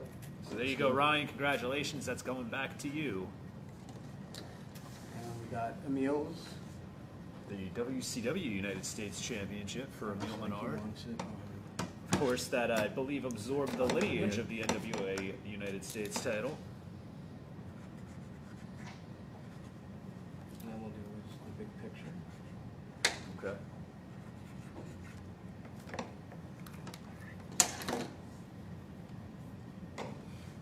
'80swrestlingcon.com. Have a few more minutes left to get those orders in for Nikita Koloff if you are so inclined. Also, we're going to start that auction in just a little bit. I think I'm going to have Vicious Vicky help me with that. So this is to Emil, #1 80s wrestling fan.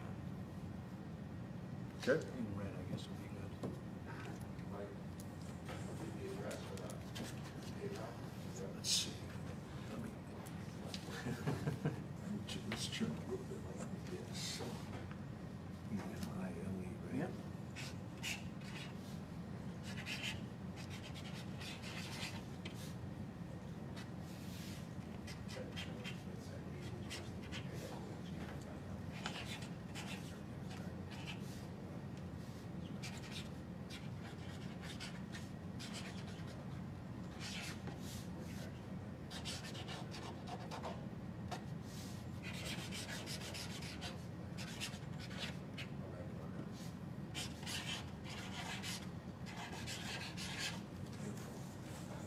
All right, so I think it's kind of fitting that we just signed for Emil Menard because he is our champion of these live auctions, this guy Emil. So what we're going to do is we have 3 separate magazines and 3 VHS tapes. The magazines, we're going to start the auction off 3 minutes for each item, start at $50. They can bid any dollar increment after that.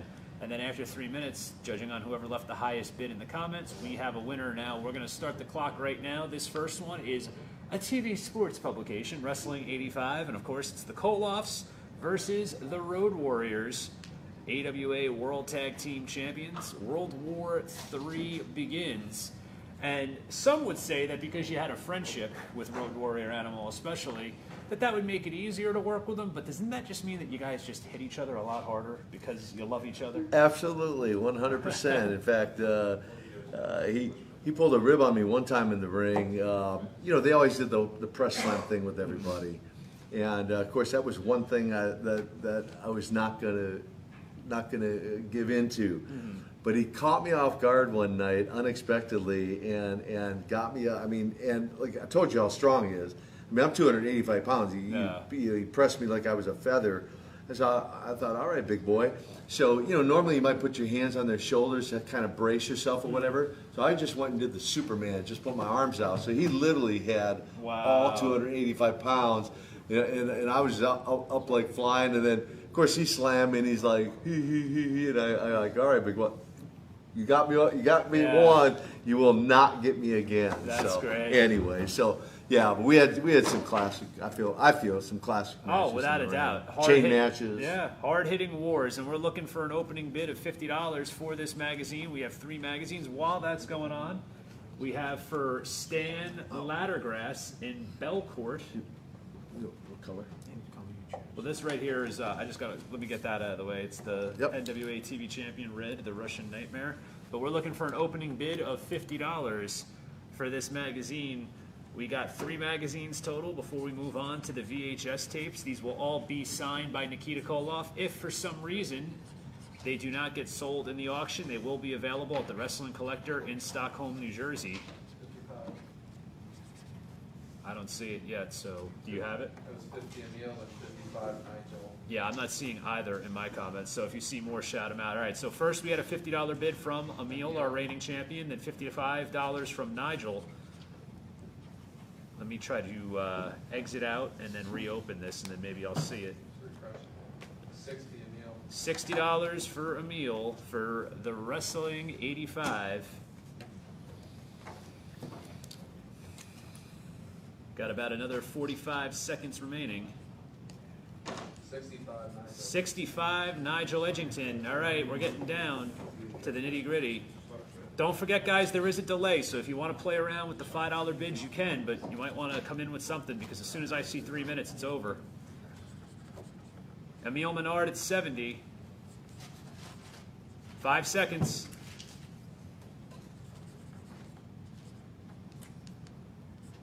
Sold to Emil Menard, $70, Wrestling 85. This will be signed by Nikita Koloff. All right. Next, we're going to start the new one. This is Superstar Wrestler Photo Album. Of course, we got Crusher Khrushchev and Ivan Koloff on the cover. And then we have Dusty Rhodes and Nikita Koloff, the teaming of the Superpowers. This will also be signed, and we are on the clock. Nigel, I'm sorry, buddy. It got sold to Emil for $70. But you can bid on this one. $50 opening bid. $50 opening bid. Guys, here's the thing. We do $5 increments, and I understand that each week we have this issue. You don't have to stay within $5. If you feel confident, put your bid out there. You'll have a better chance at winning. Unfortunately, there is a delay. So if we say time is up, and then you're 15 seconds behind, there's really nothing I can do to change that. So come out with a bigger bid if you'd like. This is going to start off at $50, but you don't have to start at $50. You could come in at $75 if you'd like. I mean, don't get me wrong. We all love the excitement of a good bidding war, but I don't want to see anybody. I don't want to see anybody get left behind here. So we're looking for an opening bid of $50 or more.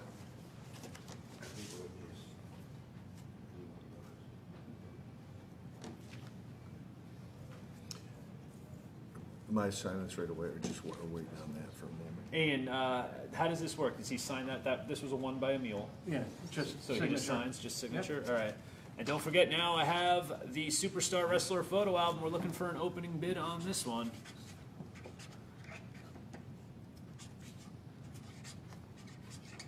Got about another minute and a half left, then we have one more magazine before we move on to the VHS tapes.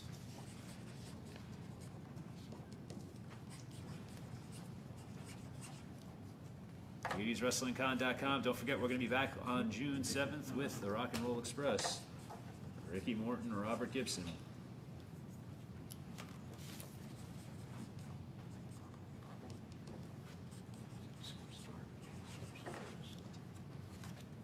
All right, 1 minute left. Looking for an opening bid.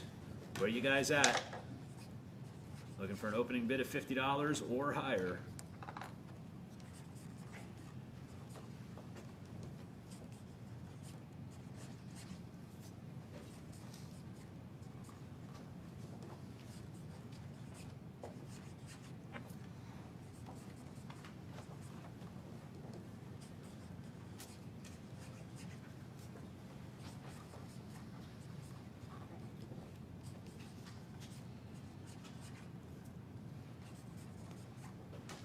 You seen anything? Yeah, I thought maybe I just had another glitch. All right, 15 seconds left. If not, this will still be signed by Nikita Koloff and be sold at Wrestling Collector Store in Stockholm, New Jersey. 10 seconds left. A $50 bid will get you the win if you bid at this point.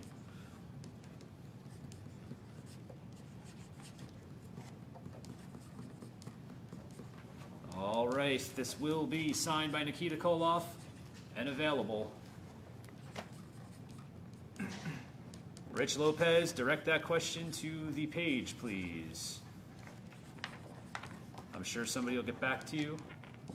All right, going to start once more time, one last magazine, and then we'll move on to the VHS tapes. This is Sports Review, August 1985. Ric Flair versus Nikita Koloff. Why this could be the match of the century. Looking for a $50 bid. This will be signed. Must be the yellow one.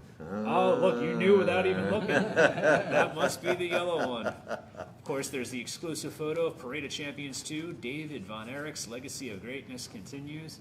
I mean, to be a diehard wrestling fan during this time period, to either have this show up in your mailbox, or for me, I would get a lot of them too at the supermarket. Mom would go shopping, and I'd be reading all the wrestling magazines.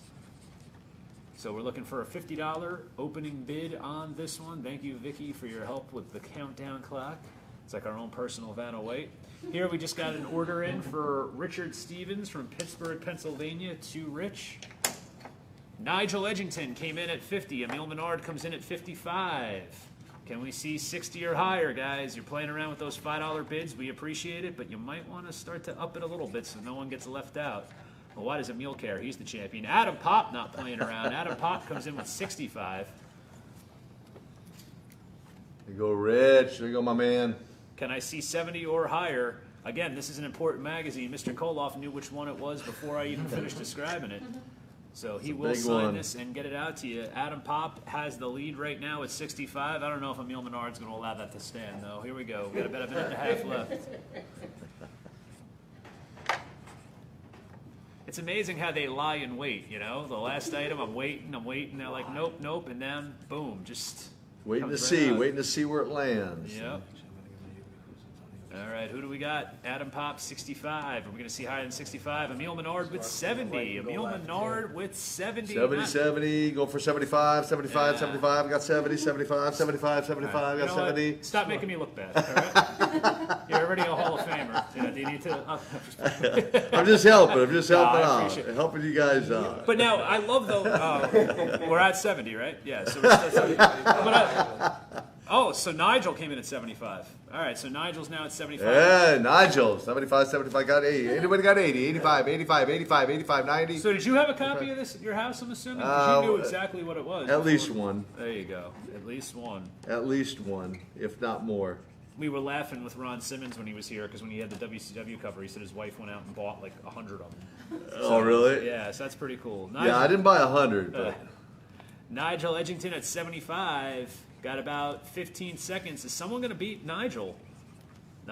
Emil's just waiting, but don't play because we are on a delay. 10 seconds. Countdown's on. Nigel, 75. Nigel coming in strong.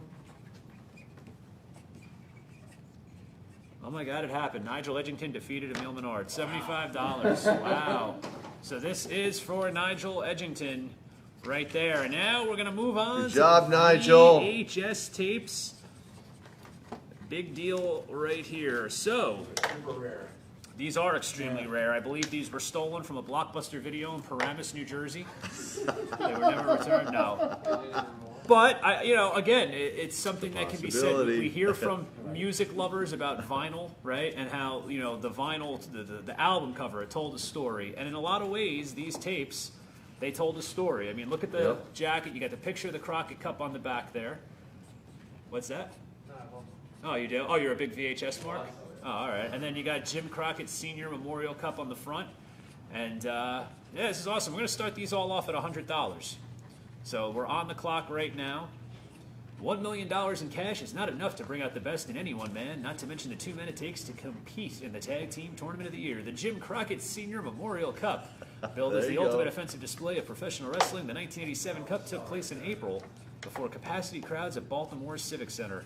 This video cassette compiles the highlights from the grueling 2-day tournament that featured the Road Warriors, Dusty Rhodes and Nikita Koloff, the Midnight Express, Rick Rude and the Raging Bull, Lex Luger and Tully Blanchard, the Russians, Ronnie and Jimmy Garvin, the Mod Squad, and at least 14 other teams. The finale saw Ric Flair take on Barry Windham for the NWA Championship. As a special bonus, Magnum TA's best 3 matches of his career are included on the video. Magnum also provides commentary on the Cup action. Emil Menard comes in at $100, and he's got about 2 minutes to hold on to that lead. But there you go. What I just read to you is what's on the back. A lot different than streaming this on the network. You can own it in your own home. Tracking issues. Yeah, there you go. And it will be signed. I mean, that's the most important part. It's going to be signed by the man himself. Emil Menard comes in at 100. Does he want to play it safe and risk losing again? Or does he want to just run away with it now? It's up to you, Emil. You're the man. I have it here.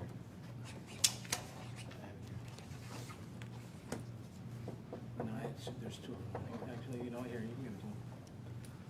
As you can see right now, Mr. Koloff is signing a series of photos. These will be available at the Wrestling Collector as well. If you follow 80s Wrestling, I believe there's a lot of auctions that take place on Facebook. And that's a great chance to win some good stuff at an affordable price, because sometimes some of this stuff goes for $1, sometimes it goes for $100. That's really a great way, if you're a collector, make sure you follow along on those Facebook auctions for 80s Wrestling. Emil Menard's still holding for $100. Got about 60 seconds left if anyone wants to outbid Emil for the Jim Crockett Sr. Memorial Cup.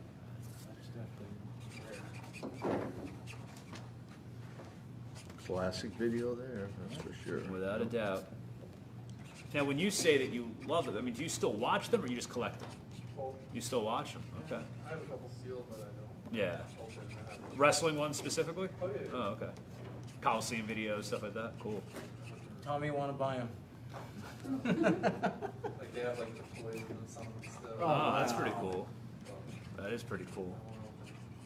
I'll buy a second. That's a collector for I you. have a second copy to like watch. There you go. He knows how to do it. One to save. It's the original. You watch the networks.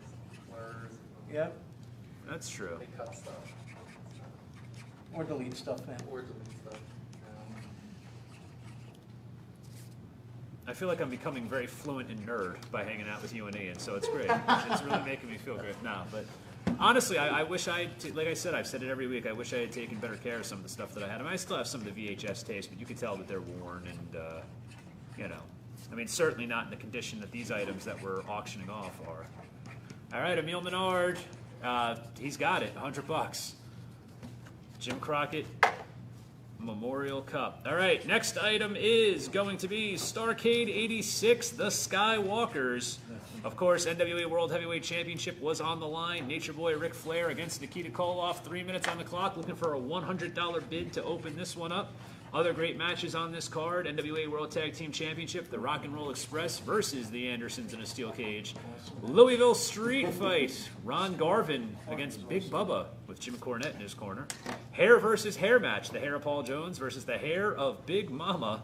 Jimmy Valiant with Big Mama versus Paul Jones with the Raging Bull locked in a steel cage. Nikita, you remember Big Mama? That was almost telegraphed, the finish of that one. I'm just saying. Yeah. I didn't envision Big Mama losing her hair. Yeah. Just saying. NWA World Television Championship, first blood match. American Dream Dusty Rhodes versus Tully Blanchard with James J. Dillon. Miss Atlanta Live League would be next. All right, Emil Menard comes in with $100 on this one, too. He ain't playing tonight, Emil. Come on, Emil. Come on. And then, of Man. course, the infamous scaffold match, which we've heard Jim Cornette talk about many times, where he blew out both knees on the finish there. Yeah, Boss Man wasn't there to catch him. Yeah. But he wasn't the Boss Man at that time. Big Bubba. Big Bubba. Yeah. Big Bubba. Which he went back to being years later, right? Because they tried to do WCW called him the Boss, and then Vince, I guess, sued because it was too close to Big Boss Man. The Guardian Angel, that was pretty bad. And I'm a huge Ray Traylor fan. I love Ray Traylor. I think he's one of the best big men ever. And yeah, the Guardian Angel, that was ugh. Big Bubba was cool though. I liked Big Bubba. The complete antithesis of a cop, so it worked out. All right, we're looking for someone to outbid Emil on this one. Not that we don't like you, Emil, but we want Nikita, to. I got a question for you. If you touched on earlier about WWF and how you never worked there. If you were to ever work one WrestleMania match, if you had a WrestleMania match, who would your opponent to be? You could pick anyone you want in your prime against them in their prime. Still waiting The for Rock. Yeah. Nice. Yeah, I think we would have had good chemistry. And, yeah, would have made for a good match. Nice. Definitely great promos back and forth. Oh, yeah. Yeah. Without a doubt.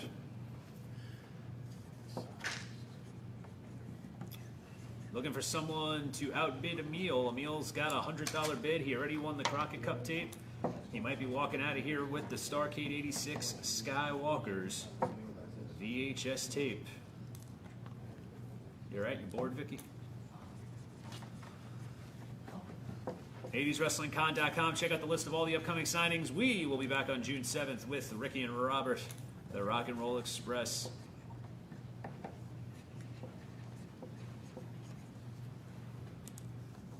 It's a tough question, though, because there's a lot of good ones to choose from.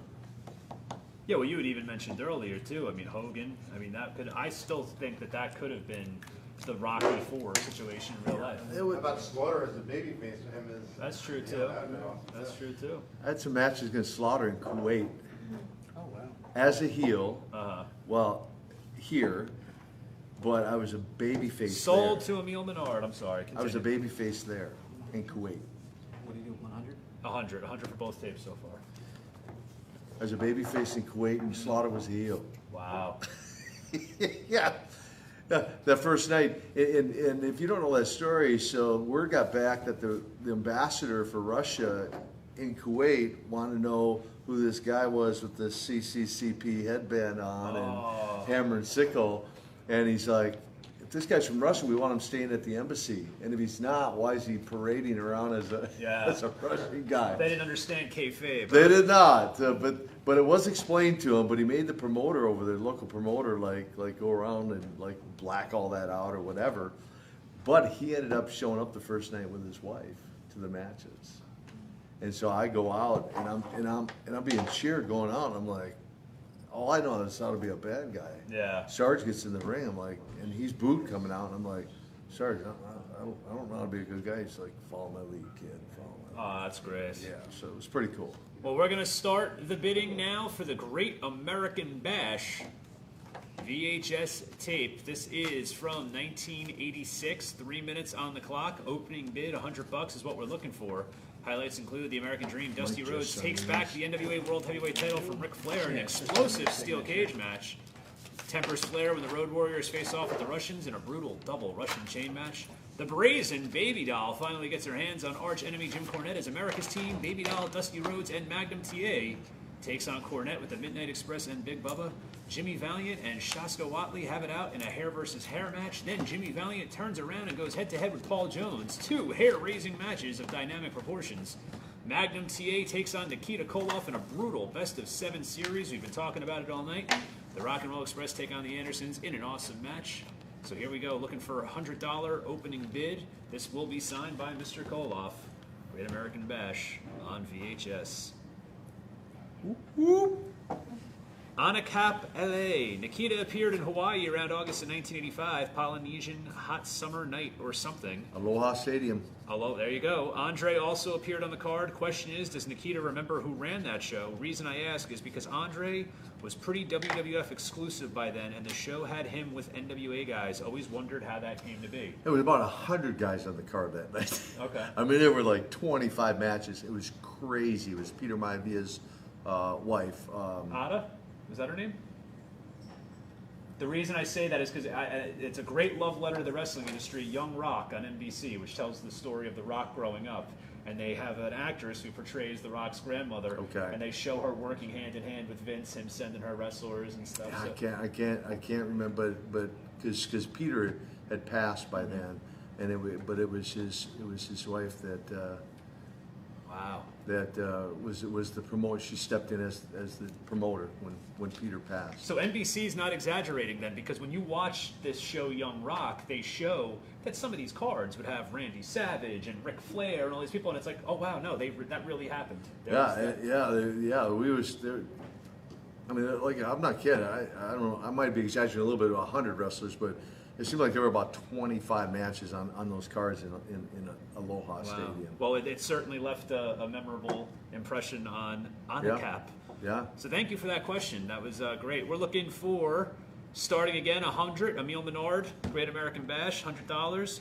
DC Jackson says, yep, The Rock's grandma. If you do get a chance, I know you don't follow current wrestling that much, but I think you'd enjoy that show because it really shows the positive aspects of guys from your era. And I mean, The Rock obviously had some positive influences somewhere along the way. Yeah, I can't remember her first name, but it wasn't. I don't think it wasn't what you said. But For some reason, Ada is sticking out. I don't know if that's his mother. If someone can look it up, we can clear that up. But yeah, just look up Peter Maivia's wife. there you go. That would. All right, I'm going to give this another 10 seconds. Emil, $100. And we are sold to Emil Menard. He cleaned up with the VHSs. Rich Stevens, thank you, Nikita. I appreciate the autograph. You are the best. Anacap is Al Pacino backwards. Oh, thank you. Well, how am I supposed to know that? Anacap Law, Al Pacino backwards. Well, on that note, I can't think of a better way to say thank you. But I must say, do we have anything else that we need right now at this moment? No, but it was Liam Maivia. Where did I get Liam Ada? Maivia. There's somebody named There's an Ada. Ada. There is an Ada somewhere in that lineage, but But it was Liam Maivia. Liam Maivia. Okay, Liam so Emil Maivia. Menard, once again, with the exception of the one magazine that he lost, Emil Menard pretty much cleaned up. And thank you for everybody who came in on the chat tonight. I got to tell you, a lot of great questions, a lot of great comments, a lot of great memories. I could have sat with this man for another 3 hours, one of the more engaging guests that we've had. And all the guests have been wonderful, but it was really great. And I could tell that when we get back to normal full time, you're going to be a big hit out on the convention circuit. We'd like to see you at an 80s Wrestling Con. Ladies and gentlemen, the one and only, iconic, Mr. Nikita Koloff. Hey, thank you to all you fans out there. You're amazing. You're the best in the you are the best on the planet, as far as I'm concerned. I mean that sincerely. You're the best of the best. The most loyal of any fan of any sport I've ever seen. So thank you for tuning in tonight, and thank you for all your support. Thank you for all your love. God bless you guys. For Thank Tommy you. Fierro and Ian Levy and Vicious Vicky and everybody involved, thank you guys so much. We will see you on Monday, June 7th, Monday Night Virtual with Ricky and Robert, the Rock and Roll Express. Thank you guys. Have a great night.